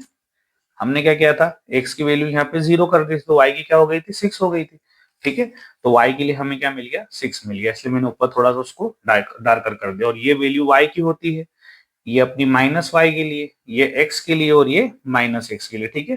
थोड़ा छोटा ग्राफ इसलिए लिया है कि आपको ये पीछे का भी थोड़ा मैं समझा सकूं, है ना।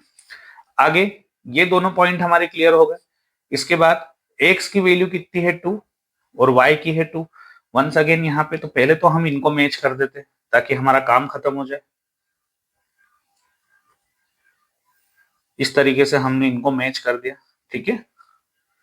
और मैच किया तो साथ ही साथ इनके हम 0 और 6 पॉइंट लिख दे, क्योंकि यहाँ पे x तो 0 हो गया था और y अपना 6 था, ठीक है।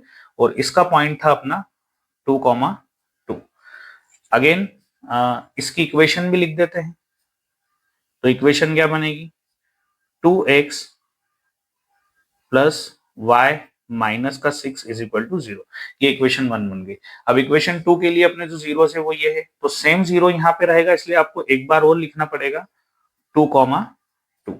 और 1 और 0 है तो 1 यहाँ है किसका, x का, और 0 है y का, तो यहाँ पे आपका आ जाएगा पॉइंट। अब आपको इन दोनों को मैच करना है, तो आप जब मैच करोगे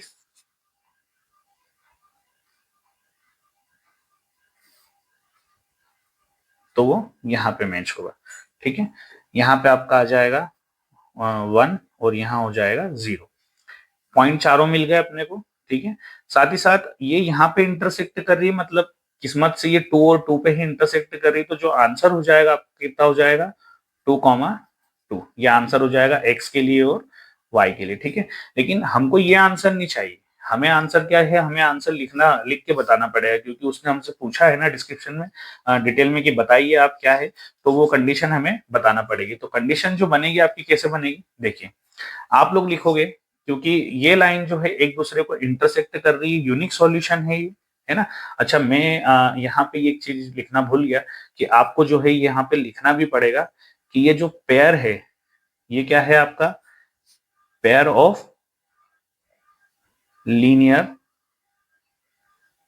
इक्वेशन आर क्या है, कंसिस्टेंट। क्यों कंसिस्टेंट है, क्योंकि इसके पास यूनिक सॉल्यूशन है, तो ये कंसिस्टेंट कहलाएगा भैया, जब भी तो हम लोगों ने जो है अपना ग्राफ बनाना चालू करा, ठीक है।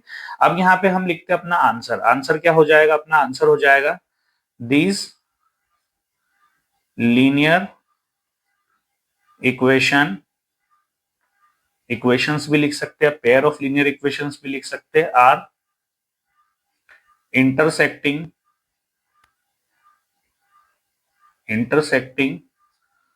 ईच अदर, ठीक है, ईच अदर। अब ये एक दूसरे को इंटरसेक्ट कर रही है कितने पॉइंट पे, केवल एक ही पॉइंट पे, ठीक है, एट वन पॉइंट। ये एक पॉइंट पे इंटरसेक्ट कर रही है, इसलिए जो है इसके पास में क्या है, यूनिक सॉल्यूशन है। या आप ऐसा भी लिख सकते हैं कि it has only one solution, ठीक है, इसके पास में सिर्फ एक ही सॉल्यूशन है। इतना लिख दोगे यही आपका आंसर हो जाएगा। आपको वर्ड्स में आंसर देना है, इसलिए आपको लिखना पड़ेगा ये सारी चीजें। चलिए चलते हैं अपने अगले क्वेश्चन पे। नेक्स्ट आपका फोर्थ क्वेश्चन है, जिसकी इक्वेशन में लिखता हूं। फोर्थ क्वेश्चन की इक्वेशन दे रखी है आपको 2x माइनस 2y और माइनस का 2 इज इक्वल टू 0। ये इक्वेशन 1 हो गया। इसी का इक्वेशन 2 दे रखा है 4x minus 4y minus 5 equals to 0, ठीक है। इस तरीके से अपने पास में ये जो है दोनों इक्वेशन आ गई। अब हमें क्या करना है, चेक करना है। तो a1 upon a2 is equal to, तो ये क्या हो जाएगा 2/4 और इसको कैंसिल करेंगे तो बचेगा 1/2। वंस अगेन यहाँ पे करेंगे b1 अपॉन B2, ये भी हो जाएगा माइनस का 2 अपॉन माइनस का 4, माइनस से माइनस कैंसिल, और यहां से भी हमें क्या मिल जाएगा 1/2। एज इट इज हमें करना है C1 अपॉन C2, -2 अपॉन -5, भले ही माइनस से माइनस कैंसिल कर दो तब भी जो है ये अपना सॉल्यूशन इनसे मैच नहीं कर रहा है, या कहीं से भी ये हमें आंसर नहीं दे रहा है, तो ये सॉल्यूशन अपना है ही नहीं। और जब ऐसी कंडीशन बनती है तो हम वहां पे क्या लिखते हैं, pair of equations are inconsistent. लेकिन अपने को कंडीशन बतानी भी पड़ेगी, तो कंडीशन क्या बन रही है, कंडीशन बन रही है A1 अपॉन A2, ये दोनों तो इक्वल है B1 अपॉन B2 के, लेकिन ये इक्वल नहीं है C1 अपॉन C2 के। तो ऐसे में जो कंडीशन बनेगी आप लिखोगे pair of linear equations are inconsistent. ठीक है, इस तरीके से लिख दोगे तो ये अपना आंसर हो जाएगा, pair of linear equation are inconsistent. चलिए अब देखते हैं अपने क्वेश्चन नंबर 5। क्वेश्चन नंबर 5 में आपके लिए पढ़ देता हूं, half the perimeter of A rectangular garden. ठीक है, एक रेक्टेंगुलर जो गार्डन है उसका हाफ पेरीमीटर जिसके बारे में बात कही गई है ना, वो क्या दे रखा है, तो वो जो भी दे रखा है, लेकिन उससे पहले उसने एक बात कही कि whose length is 4 metre more than its width, जो उसकी लेंथ है वो 4 मीटर ज्यादा है उसकी विथ से, तो वो जो हाफ पेरीमीटर है इज 36 मीटर। अच्छा, ये आपको जो है वर्ड प्रॉब्लम में थोड़ा सा समझने में दिक्कत आ सकती है, तो इसको आसानी से आप समझा करो थोड़ा सा इसको। आपको एक तो ट्रांसलेशन करते आना चाहिए, है ना, अगर नहीं आएगा तो बाद में बड़ी दिक्कत हो जाएगी, बच्चे बड़े कंफ्यूजन हो जाते हैं, क्योंकि यहाँ पे लिखा है इट्स विथ इज 36 मीटर और विथ के बाद कॉमा लगा है, तो विथ की तो उसने बात ही नहीं कही है। उसने कहा है लेंथ जो है विथ से 4 ज्यादा है, विथ कितनी पता नहीं, लेकिन हाँ जो ये इज 36 दे रखा है, ये दे रखा है हाफ ऑफ पेरीमीटर, जो बात उसने पहले कही है। ठीक है, तो इसमें कंफ्यूजन नहीं होना है। ऐसे आपको बहुत सारे क्वेश्चन मिलेंगे जिसमें आपको पहले शुरू में सेंटेंस डाल के और लास्ट में उसका जो है वो जो वैल्यू दी हुई होती है, तो आप इससे क्या है थोड़ा सा कंफ्यूजन नहीं होना है। ठीक है, अब इसमें लिखा है find the dimension of the garden, आपको कुल मिला के दोनों डायमेंशन को निकालना है। लेकिन उससे पहले मैं आपको कुछ बेसिक चीज बताना चाहूंगा जो आपके काम आएगी। बेसिक चीज भी क्या है आप लोग जानते हैं, क्या जानते हैं कि पेरीमीटर जो आपका होता है, perimeter of rectangle, perimeter of rectangle होता है 2 इंटू लेंथ प्लस ब्रेथ, यही होता है। अब ये जो 2 है ये मल्टीप्लाई में उठ के इधर आएगा तो पेरीमीटर के काय में हो जाएगा, डिवाइड में हो जाएगा। सही बोल रहा हूं मैं, ये पेरीमीटर के डिवाइड में हो जाएगा और ये बन जाएगा L प्लस बी। इसका मतलब पेरीमीटर हाफ हो गया और उसने यही हाफ पेरीमीटर ऑलरेडी हमको हाफ करके दे रखा है। इसका मतलब जब भी हम फार्मूला लगाएंगे तो वहां पे केवल लेंथ प्लस ब्रेथ लिखेंगे, ना कि 2 लिखेंगे, क्योंकि उसने ऑलरेडी हमको हाफ पेरीमीटर दिया है। अगर वो चाहता तो हमें 72 देता, लेकिन उसने हमको ऑलरेडी उसका आधा करके 36 दे दिया, मतलब उसने हमारा ये वाला काम बचा दिया। ठीक है, तो जो अपना बनेगा क्या बनेगा, L plus b is equal to 36। तो चलिए इस क्वेश्चन को प्रॉपर तरीके से देखते हैं। सबसे पहले आप क्या लिखेंगे, सॉल्यूशन लिखेंगे। सॉल्यूशन में आपको लिखना पड़ेगा लेट, ठीक है, क्योंकि आप मानना पड़ेगा, आपको बिना माने कुछ काम नहीं चलेगा। तो उसने कहा है जो लेंथ है वो 4 ज्यादा है विथ से, इसका मतलब लेंथ किस पे डिपेंडेंट है, विथ पे, तो आपको सबसे पहले विथ माननी पड़ेगी। तो आप लिखोगे विथ। अच्छा, विथ की जगह ब्रीथ भी दे सकता है, इसका मतलब चौड़ाई ही होता है। ठीक है, कंफ्यूज नहीं होना है। तो विथ, विथ आपकी कितनी है, विथ आपने मान ली x, है ना, मीटर वगैरह मानने की जरूरत नहीं क्योंकि वेरिएबल से कोई फर्क नहीं पड़ता है। और वहीं आप जो है लेंथ, लेंथ क्या मान लेंगे, लेंथ आप मान लोगे y। तो विथ हो गया आपका x और लेंथ हो गया आपका y। अब उसकी कही बातों को अकॉर्डिंग टू क्वेश्चन आप शॉर्ट फॉर्म में लिख सकते हैं, अकॉर्डिंग टू क्वेश्चन मतलब एटीक्यू। ठीक है, अब उसने कहा है कि सबसे मेन चीज कि दोनों का जो हाफ पेरीमीटर है वो कितना है, 36। अभी मैंने आपको बताया था कि कहा गया वो पेज, अभी मैंने आपको बताया था कि जो ये 36 जो है ये किस तरीके से आया, ऑलरेडी हाफ करने के बाद आया, मतलब लेंथ और ब्रीथ हमारी जुड़ जाएगी। तो यहाँ पर भी हम अपनी लेंथ और ब्रीथ को जोड़ दें तो लेंथ हमारी क्या बनती है, हमारी जो लेंथ बनती है वो बनती है y, और ब्रीथ बनती है x, और इन दोनों को जोड़ेंगे तो हमारा हाफ पेरीमीटर निकल जाएगा, और इन दोनों में 2 का मल्टीप्लाई करेंगे तो हमारा पेरीमीटर भी डबल हो जाएगा, ठीक है। लेकिन हमें आधा ही पेरीमीटर चाहिए था या सेमी पेरीमीटर चाहिए था। अच्छा, आपको कंफ्यूज करने के लिए या थोड़ा सा आपके साथ आपके माइंड से खेलने के लिए वो आपको सेमी पेरीमीटर भी बोल सकता है। तो सेमी पेरीमीटर भी वही बात होती है, आधा ही होता है, ठीक है। तो ये बन जाएगा अपना equation number 1। As it is हमको इक्वेशन नंबर 2 भी फॉर्म करनी है। अब इक्वेशन नंबर 2 के लिए उसने बड़े अच्छे से कहा है कि जो लेंथ है वो विड्थ से 4 ज्यादा है, ठीक है। तो जो लेंथ है आपकी विड्थ से 4 ज्यादा हो जाएगी, तो हम क्या करेंगे, यहाँ पे सबसे पहले लेंथ लिख देंगे और विड्थ जो है उससे 4 ज्यादा कर देंगे। तो विड्थ से 4 ज्यादा है, ठीक है, ये अपनी विड्थ हो जाएगी, सॉरी, विड्थ से 4 ज्यादा है लेंथ। तो लेंथ में हमने 4 जोड़ दिया क्योंकि लेंथ हमने y को माना था और विड्थ को हमने x माना था। तो विड्थ जो, सॉरी, उसकी जो लेंथ है विड्थ से 4 ज्यादा है, यही लिखा है क्वेश्चन में। मैं फिर से पढ़ देता हूँ। whose length is 4 metre more than its width। उसकी जो लेंथ है वो 4 मीटर ज्यादा है उसकी विड्थ से, तो विड्थ हमने x मानी है और उसकी जो लेंथ है वो 4 मीटर ज्यादा कर ली। आप इसी को इक्वेशन नंबर 2 नाम दे दो, इसको इधर उधर आपको ट्रांसफॉर्म करने की जरूरत नहीं है।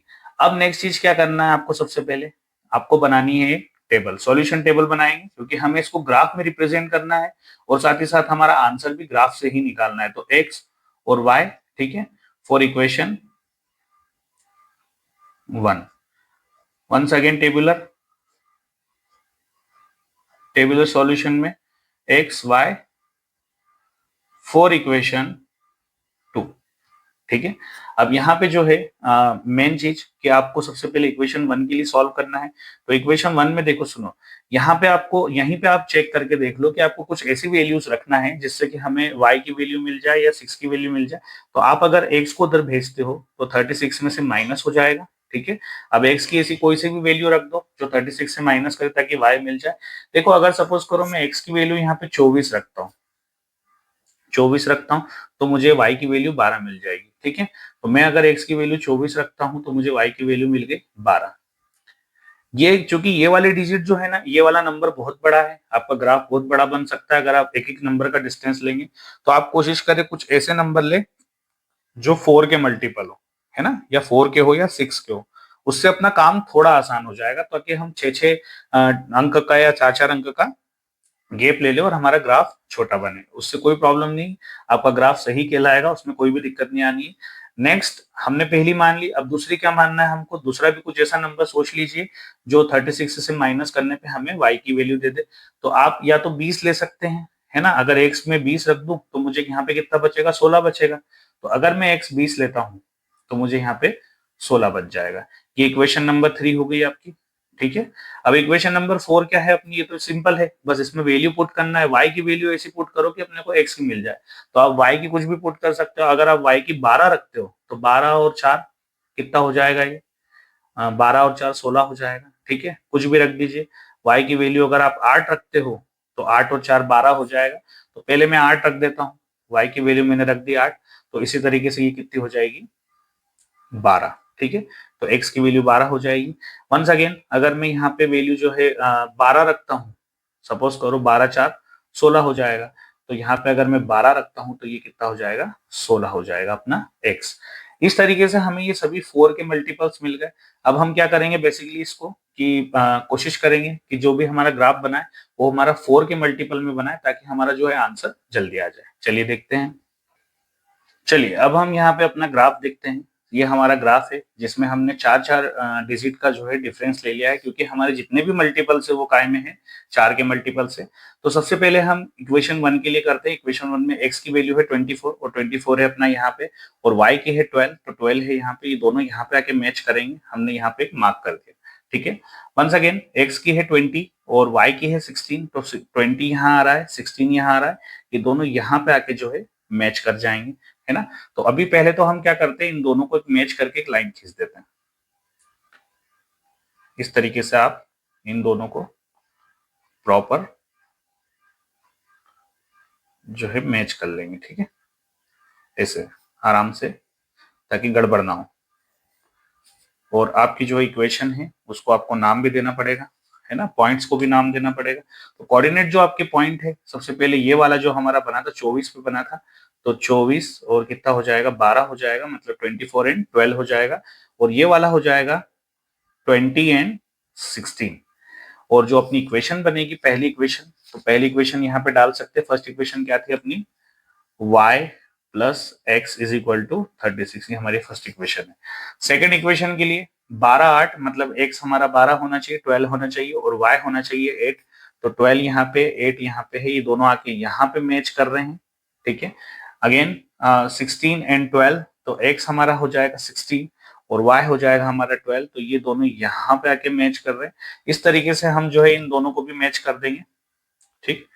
तो कॉर्नर टू कॉर्नर मैच करना है, सभी कॉर्नर एक साथ होने चाहिए, जिससे कि हमारा एग्जैक्टली जो है ग्राफ दिखे थोड़ा एक्यूरेसी के साथ में, और हमारे बिल्कुल भी नंबर ना कटे, ठीक।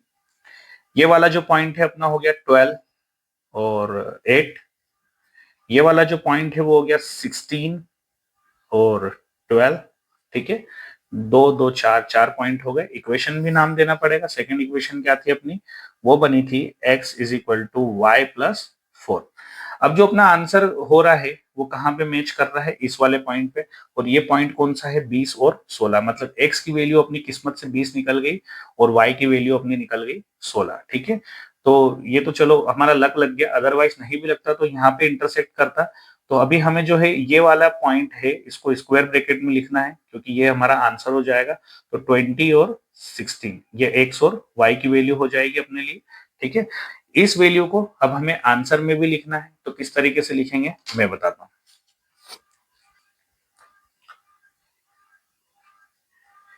यहाँ पे जो आपका आंसर बनेगा वो बनेगा कि आपने जो विड्थ निकाली है ना, विड्थ, और विड्थ आपने कितनी मानी थी, x मानी थी, तो वो कितनी हो जाएगी आपकी x की वैल्यू 20, मतलब 20 मीटर, ठीक है। और आपने जो लेंथ आपने मानी थी वो मानी थी y, और उसकी जो वैल्यू हो जाएगी आपकी 16, मतलब कि 16 मीटर, और ये हो जाएगा आपका आंसर, ठीक है। इस तरीके से आपको इस क्वेश्चन को सॉल्व करना है प्रॉपर तरीके से। इसका जो है आप डायग्राम देख सकते हैं, ऐसा बनेगा। आपको ग्राफ जो है अच्छे से बनाना है, नीट एंड क्लीन बनाना है। क्योंकि मुझे तो बार बार इस पे चीजें करना होती है, इसलिए मैंने समय को लेते हुए इसी पे बना लिया, पर आपको बड़े अच्छे से ये काम करना है, ठीक है। चलते अपने नेक्स्ट क्वेश्चन की ओर। चलिए क्वेश्चन नंबर 6 में आपके लिए पढ़ता हूँ। Given the linear equations, given the linear equation, question number 6 में आपके लिए पढ़ता हूँ। Given the linear equation 2x plus 3y minus 8 is equal to 0, write another linear equation in two variables such that the geometrical representation of the pair so formed is intersecting line, parallel lines and coincident line। अब देखिए आपको जो है basically करना क्या है इसमें, main चीज कि ये जो इक्वेशन आपको दे रखा है यहाँ पे दिख रहा होगा, उसके मैंने 3 पार्ट कर दिए। पहला आपको इंटरसेक्टिंग लाइन बनाना है, दूसरा पैरेलल लाइंस बनाना, तीसरा कॉन्सिडेंट लाइन बनाना। मतलब ये आपको 2 इक्वेशन की जगह एक ही दी है, दूसरी आपको खुद के दिमाग से बनाना है, ताकि वो इन कंडीशनों को जो है जस्टिफाई करे या अप्लाई करे, ठीक है।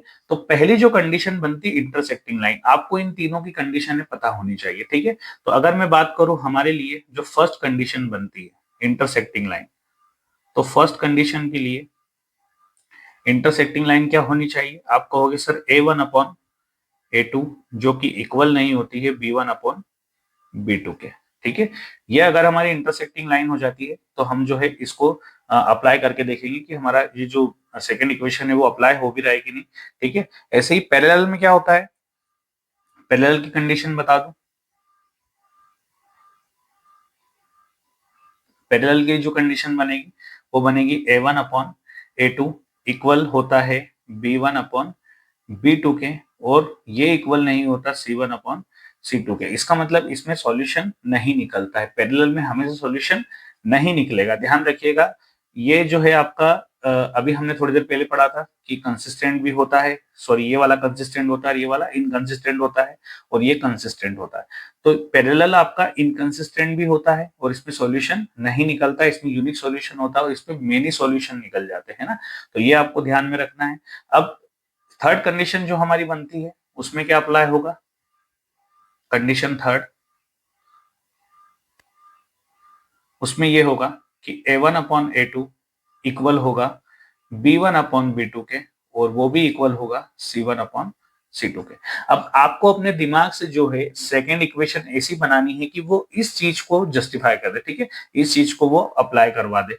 तो देखिए अगर यहाँ पे 2x है सपोज कीजिए, और चूंकि हमें मैच करवाना ही नहीं है तो मैं नीचे क्या ले लेता हूँ, 3x ले लेता हूँ, ठीक है। सेकेंड इक्वेशन के लिए क्या ले लिया मैंने, 3x ले लिया।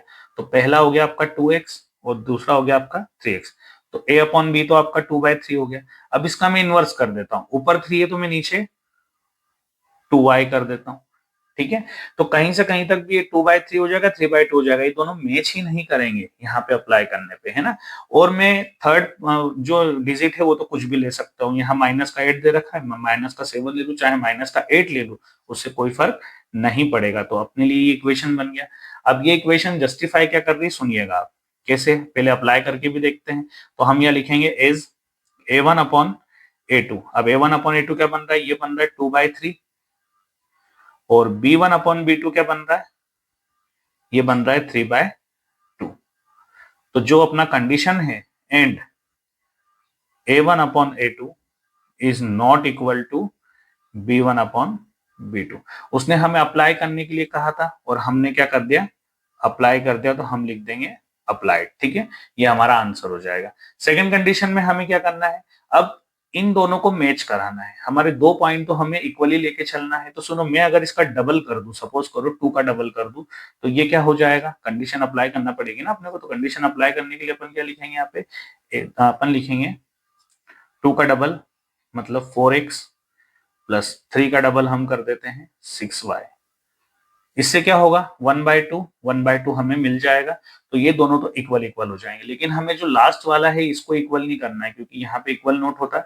तो लास्ट वाला हम डबल करने की चाहिए हम क्या कर देते हैं, एक बढ़ा के लिख देते हैं। तो माइनस का 8 है तो हम माइनस का 7 कर देते, चूंकि देखिए बढ़ाना मतलब रिवर्स करना होता है माइनस की वैल्यू में, इसलिए हम -7 कर देते हैं, ठीक है, इज इक्वल टू 0। आप बड़ा भी लिख सकते हैं तो उससे कोई फर्क नहीं पड़ता है, ठीक है। आप अगर चाहें तो यहाँ पे इसको 9 भी बना सकते हैं, है ना, वैसे बड़ा उसी को बोलते हैं पर आपके हिसाब से आप इसको बड़ा बोल लो। 9 बना दिया, आप 7 लिख लो, कुछ भी लिख सकते हो, इससे कोई फर्क नहीं पड़ता है, ठीक है। फिलहाल अभी हमें क्या करना है, इसको जस्टिफाई भी करना है। तो हम पहले तो क्या करेंगे, इसके रेशोज कंपेयर करेंगे। हम लिखेंगे एज a1 अपॉन a2। अब a1 अपॉन a2 की वैल्यू, अब चूंकि ये तो इक्वेशन 1 है तो इसको तो हमेशा इक्वेशन 1 ही मानना पड़ेगा गिवन में। इसको हमने मान लिया इक्वेशन 2, इसी तरह इसको भी हम मान लेंगे इक्वेशन नंबर 2, ठीक है। यहाँ पे a1 अपॉन a2, अब a1 की वैल्यू तो आपको 2 रखना ही पड़ेगी और a2 की वैल्यू कितनी हो जाएगी, 4। जब आप कैंसल आउट करोगे तो यहाँ पे बचेगा 1/2। एज इट इज आपको b1 अपॉन b2 की वैल्यू रखना है। b1 अपॉन b2 की वैल्यू क्या हो जाएगी, b1 की है 3 और b2 की है आपकी 6। तो इसको भी जब आप कैंसल आउट करोगे तो यहाँ पे बचेगा 1/2। मतलब ये तो दोनों चीज तो हमारी मैच करेगी। लेकिन थर्ड जो हमने ली है, ये ली है c1 अपॉन c2। ये लिया है माइनस का 8 और माइनस का 9, तो ये दोनों तो कैंसिल होंगे ही नहीं, तो 8 अपॉन 9 बचेगा। तो ये भी हमारी जो कंडीशन है वो अप्लाई होगी। तो हम यहाँ पे लिख सकते हैं and a1 upon a2 equal b1 upon b2 and it is not equal to c1 upon c2। तो ये हमने कंडीशन भी क्या कर दी, अप्लाइड कर दी। तो आप लिख दोगे यहाँ पे अप्लाइड, ठीक है। थर्ड कंडीशन जो बनती है उसमें आपको तीनों ही सेम लेना है, क्योंकि same in the sense ratio same होना चाहिए, ठीक है। तो आप या तो डबल कर दो या ट्रिपल कर दो, जैसा आपको लगता है। तो 2x का अगर मैं डबल करूं, यहाँ पे हमको लेना पड़ेगा, ठीक है, इक्वेशन। तो 2x का अगर मैं डबल करूं तो 4x बन जाता है, आसान हो जाएगा थोड़ा सा। और 3x का अगर मैं डबल कर दूं तो 6y हो जाता है। और -8 का डबल कर दो तो माइनस का 16 हो जाता है, जिससे कि हमें हमारा आंसर जो है वो मिल जाएगा। अब हम यहाँ पे लिखेंगे एज, क्या करेंगे, a1 अपॉन a2, मतलब a1 की, अच्छा इसको इक्वेशन नंबर 2 नाम दे दो, पहले इक्वेशन नंबर 1 यहाँ लिखी है।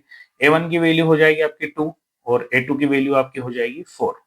एज इट इज b1 की और अपॉन b2 की वैल्यू निकालना है। तो b1 की हो जाएगी आपकी 3 और b2 की हो जाएगी आपकी 6। As it is c1 upon c2 की वैल्यू निकालना है। तो c1 की हो जाएगी -8 और c2 की हो जाएगी -16। जब आप इन सबको कैंसिल करोगे तो यहाँ बचेगा 1/2, यहाँ भी बचेगा 1/2 और यहाँ भी बचेगा 1/2, ठीक है।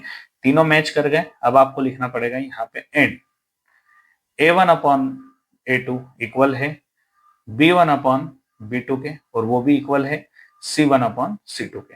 कंडीशन आपकी क्या हो गई, यहाँ पे अप्लाइड हो चुकी, ठीक है। तो ये हो गया आपका आंसर। अब चलते हैं अपने लास्ट क्वेश्चन की ओर, क्वेश्चन नंबर 7 की ओर। लेकिन उससे पहले मैं आपको कुछ बोलना चाहूंगा। आप लोगों को ये पूरा की पूरा जो एक्सरसाइज है वो एक बार में समझ में नहीं आएगा। आप लोग कोशिश करें कि इसे बार बार प्रैक्टिस करें, आप वीडियोस को बार बार देखें। और मेन चीज मैं आपको बता दूं, आपका बेसिक क्लियर होना चाहिए। अगर आप किसी स्कूल में हैं तो आप स्कूल में इसका बेसिक अच्छे से पढ़ लें। ये तो आप लोगों के लिए मैंने एनसीईआरटी सॉल्यूशन बनाया है ताकि आपको जो है होमवर्क और कॉपीज वगैरह में मदद मिल जाए। इसके अलावा आपके कुछ बेसिक कॉन्सेप्ट भी क्लियर हो जाए। हो सकता है वीडियो में कहीं पे मेरी आवाज को थोड़ी प्रॉब्लम हुई हो, या ऑडियो ठीक से नहीं आया हो, या आपको ठीक से जो है व्यू नहीं दिख रहा हो, या आपको विजुअलाइजेशन में कोई दिक्कत आ रही हो, तो मुझे एक बार कमेंट में जरूर बता दीजिएगा कि कैसा लगा। और आप लोगों को अभी तक ये बड़ा आसान लगा है तो आप लोग कुछ मत कीजिए, नीचे कमेंट में जाइए और प्लीज बता दीजिए कि आपको ये एक्सरसाइज या पढ़ाने का मेथड समझ में आ रहा है ना। और सब कुछ अगर ठीक चल रहा है तो ऑल गुड सर लिख दीजिए, या लिख दीजिए एवरीथिंग इज ओके। जो भी आपको लगता है प्लीज कमेंट में जरूर बताएं। और नेक्स्ट वीडियो जल्दी आएगा, आप लोग उसके लिए भी वेट कीजिए, क्योंकि चैप्टर 3 की मैंने अलग अलग एक्सरसाइज को शूट किया है ताकि आप लोगों को जो है बारी बारी से सबका कॉन्सेप्ट क्लियर हो जाए। एक साथ वन शॉट नहीं डाला, क्योंकि वन शॉट वीडियो बहुत ज्यादा बड़ा हो रहा था, इसलिए मैंने उसको डिवाइड किया 3 पार्ट में, ठीक है। फिलहाल चलते अपने नेक्स्ट क्वेश्चन और लास्ट क्वेश्चन की ओर, जो कि क्वेश्चन नंबर दे रखा है आपको 7। क्वेश्चन नंबर 7 जो है बड़ा ही अच्छा क्वेश्चन है, एक स्टैंडर्ड का क्वेश्चन है, ठीक है, स्टैंडर्ड लेवल का क्वेश्चन है। ये क्वेश्चन पूछे जाने वाला क्वेश्चन है जो कि एग्जाम में आने के पूरे पूरे चांसेस बनते हैं। तो क्वेश्चन नंबर 7 में आपके लिए पढ़ता हूं, draw the graph of the equations. आपको दो इक्वेशन दे रखी है, जिसमें पहली इक्वेशन है आपकी x minus y plus 1 is equal to 0 and 3x plus 2y minus 12 is equal to 0, ठीक है। दो इक्वेशन है। डिटरमाइन द कोऑर्डिनेट्स, आपको सबसे पहले तो कोऑर्डिनेट्स को डिटरमाइन करना है of the vertex of the triangle formed. जब आप इन दोनों इक्वेशन को किसी ग्राफ पे बनाओगे तो एक ट्राइंगल बनेगा, और उस ट्राइंगल के 3 वर्टिक्स बनेंगे, और उन वर्टिक्स को आपको डिटरमाइन करना है, मतलब कि पहचानना है, और वहीं पे आपको उसको शो करना है, ठीक है। तो वो कहाँ पे बन रहे हैं, किस एक्सिस पे बन रहे हैं, ये सारी चीजें आपको जो है बनाना पड़ेगी। दूसरा, आपको उसको शेडेड करना पड़ेगा, थोड़ा सा जो है ट्राइंगल को आप हल्का सा शेड में कर दीजिएगा, डार्क कर दीजिएगा, जिससे कि वो ट्राइंगल दिखे कि हाँ यहाँ पे ट्राइंगल है ना। तो पहले तो हम क्या करेंगे, इसके लिए अपना टेबल सॉल्यूशन निकालेंगे, उसके बाद हम जो है ग्राफ बनाएंगे। तो चलिए चलते हैं अपने क्वेश्चन की ओर। आप लिखेंगे सॉल्यूशन।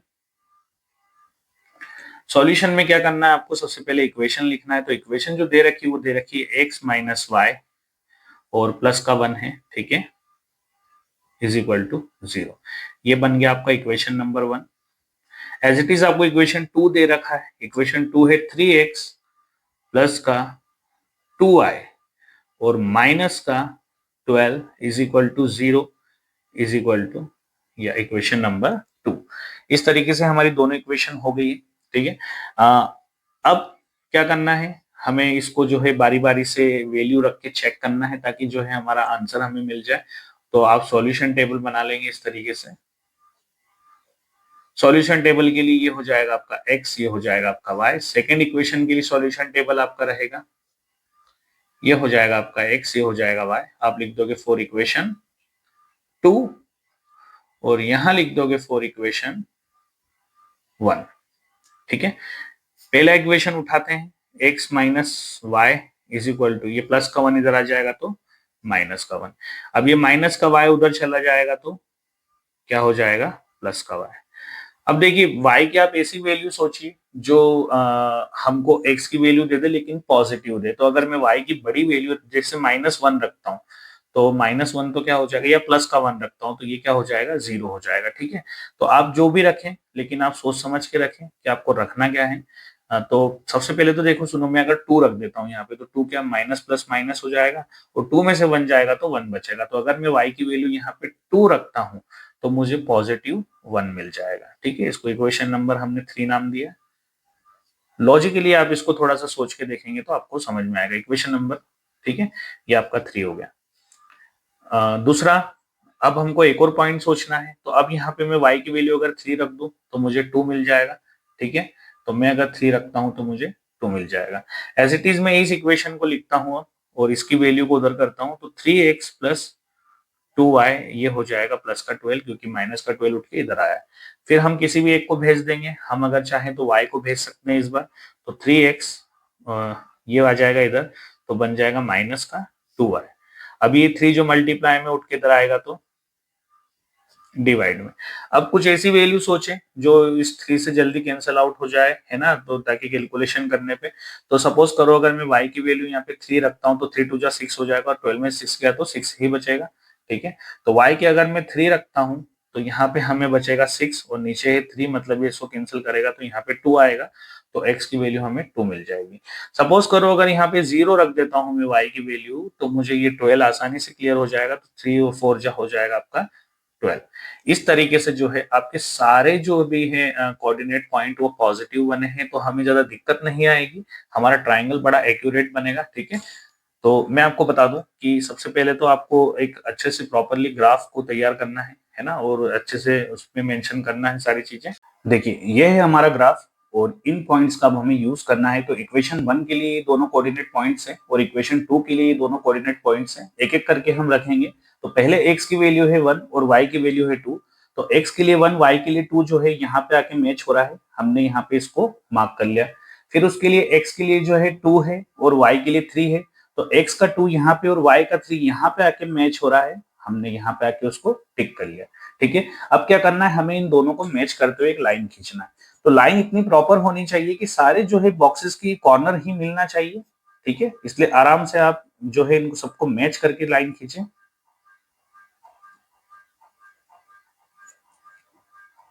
आपकी लाइन कुछ इस तरीके से होगी, क्योंकि ये वाला जो पॉइंट है -1 पे ये आना चाहिए खास तो, ठीक है। आपकी लाइन के लिए आप पॉइंट भी डाल दीजिए, ये आपका पॉइंट बन जाएगा पहला 1,2 और आपका दूसरा पॉइंट था 2,3। इसके बाद अगर हम बात करें तो इस पॉइंट के लिए, तो यहाँ पे जो है x की वैल्यू 2 है और y की 3 है, तो x की 2 और y की 3 मतलब यहीं पे मिल रहा है वो, ठीक है, कॉमन ले लिया हमने। उसके बाद x की 4 है y की 0, तो x की 4 y की 0 मतलब यहाँ पे आ जाएगा 4 और y। अब हमें इनको मैच करते हुए एक लाइन खींच देना है प्रॉपर तरीके से।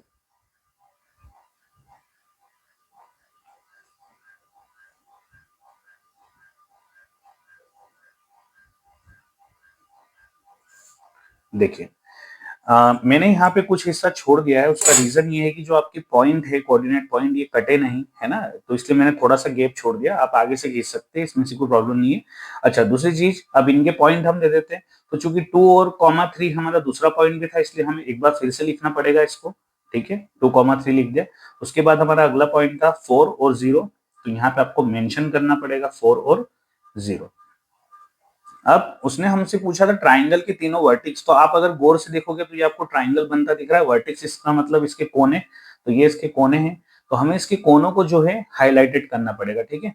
तो अगर मैं इसके कोने लूं तो पहला कोना यहाँ पे दिख रहा है आपको -1, ये x की वैल्यू है, ठीक है, -x की वैल्यू है, और ये y के लिए क्या हो जाएगा, ये 0 हो जाएगा, तो मैं इसको ऐसा लिख सकता हूँ -1,0, ठीक है। आप चाहो तो इसको स्क्वायर ब्रैकेट में लिख दो, क्योंकि उसने हमसे वर्टिक्स पूछे, वर्टिक्स को हम ऐसे लिखेंगे। अगला वर्टिक्स हमारा यही मैच हो रहा है जो कि 2 और 3 पे है, तो नेक्स्ट जो वर्टिक्स लिखोगे आप इस तरीके से उसको भी स्क्वायर ब्रैकेट में लिख दोगे थोड़ा सा बड़ा, ताकि वो हमारा आंसर दिख जाए। और जो हमारा लास्ट वर्टिक्स है वो तो है ही सही 4,0, लेकिन फिर भी हम इसको अच्छे से प्रॉपर तरीके से मेंशन कर देंगे, तो 4,0, ठीक है। इस तरीके से स्क्वायर ब्रैकेट में हम इसको लिख देंगे। लेकिन इतना ही काफी नहीं, उसने कहा है जो ट्राइंगल है उसको आपको दिखाना भी जरूरी, तो आप थोड़ा सा इसको शेडेड रीजन में बना दीजिए, है ना, हल्का सा पेंसिल इस पे रब कर दीजिएगा इस तरीके से, ताकि परछाई दिख जाए इस पे कि हाँ ये ट्राइंगल है, ट्राइंगल अलग से जो है ऑब्जर्व हो जाना चाहिए। तो इस तरीके से आपका ये ट्राइंगल वाला क्वेश्चन बनेगा। क्वेश्चन बड़ा अच्छा है, ये एग्जाम में कई बार पूछा जाता है। तीनों वर्टिक्स आपने लिख लिया, आप चाहे तो यहाँ तीनों वर्टिक्स अलग अलग करके भी लिख सकते हैं इनको नाम देके, और आपको यही काफी नहीं है, इसमें आंसर भी लिखना है, इसकी इक्वेशन भी आप चाहे तो यहाँ पे डाल सकते हैं। जैसे पहली इक्वेशन हमने ये बनाई थी, तो आप लिख सकते हैं x minus y plus 1 is equal to 0, और दूसरी इक्वेशन हमारी ये थी, आप लिख सकते हैं 3x plus 2y -12 is equal to 0। अब इसके लिए जो लाइन है आंसर की, जो फाइनल आपको लिखना पड़ेगी, वो लाइन में ऑलरेडी लिख चुका हूं, मैं आपको बताता हूँ। यहाँ पे आप लिखेंगे वर्टिक्स ऑफ ट्राइंगल्स आर। आपको ये जो तीनों पॉइंट्स आपने लिखे थे अलग अलग करके यहाँ पे मेंशन कर देना एज आंसर, ठीक है। इस तरीके से जो है आपका ये एक्सरसाइज बहुत ही बढ़िया तरीके से खत्म हो गया है। जितने भी ग्राफ वाले कॉन्सेप्ट थे हमने सारे समझ लिए हैं। आपको बस फोकस करके प्रैक्टिस करना है और अच्छे से आपका क्लियर हो जाएगा। सबसे इजीएस्ट आपका ये एक्सरसाइज है, इसमें आपको फुल मार्क्स मिलने की पूरी गारंटी रहती है। अच्छा, दूसरा मैं आप लोगों से एक स्पेशल विनती और रिक्वेस्ट करना चाहूंगा कि वाकई में अगर आपको ये मेरा पढ़ाना सही लग रहा है या आपको इजी लैंग्वेज लग रही है, तो प्लीज अपने सिबलिंग्स, अपने भाई बहन, दोस्तों में, रिश्तेदारों में से जरूर शेयर करें कि हो सकता है जो दूसरे गांव में रहते हो, दूसरे स्कूल जाते हो, वो भी इस तक पहुंच सके। और वैसे भी मुझे जो है कम से कम 100 जब तक सब्सक्राइबर नहीं होंगे तो ये चैनल जो है सर्च में नहीं आएगा। सबसे मेन चीज तो ये है। तो थोड़ा सा आप भी मुझे सपोर्ट करें, ठीक है। चलिए, आप सब लोगों का धन्यवाद। Thank you so much.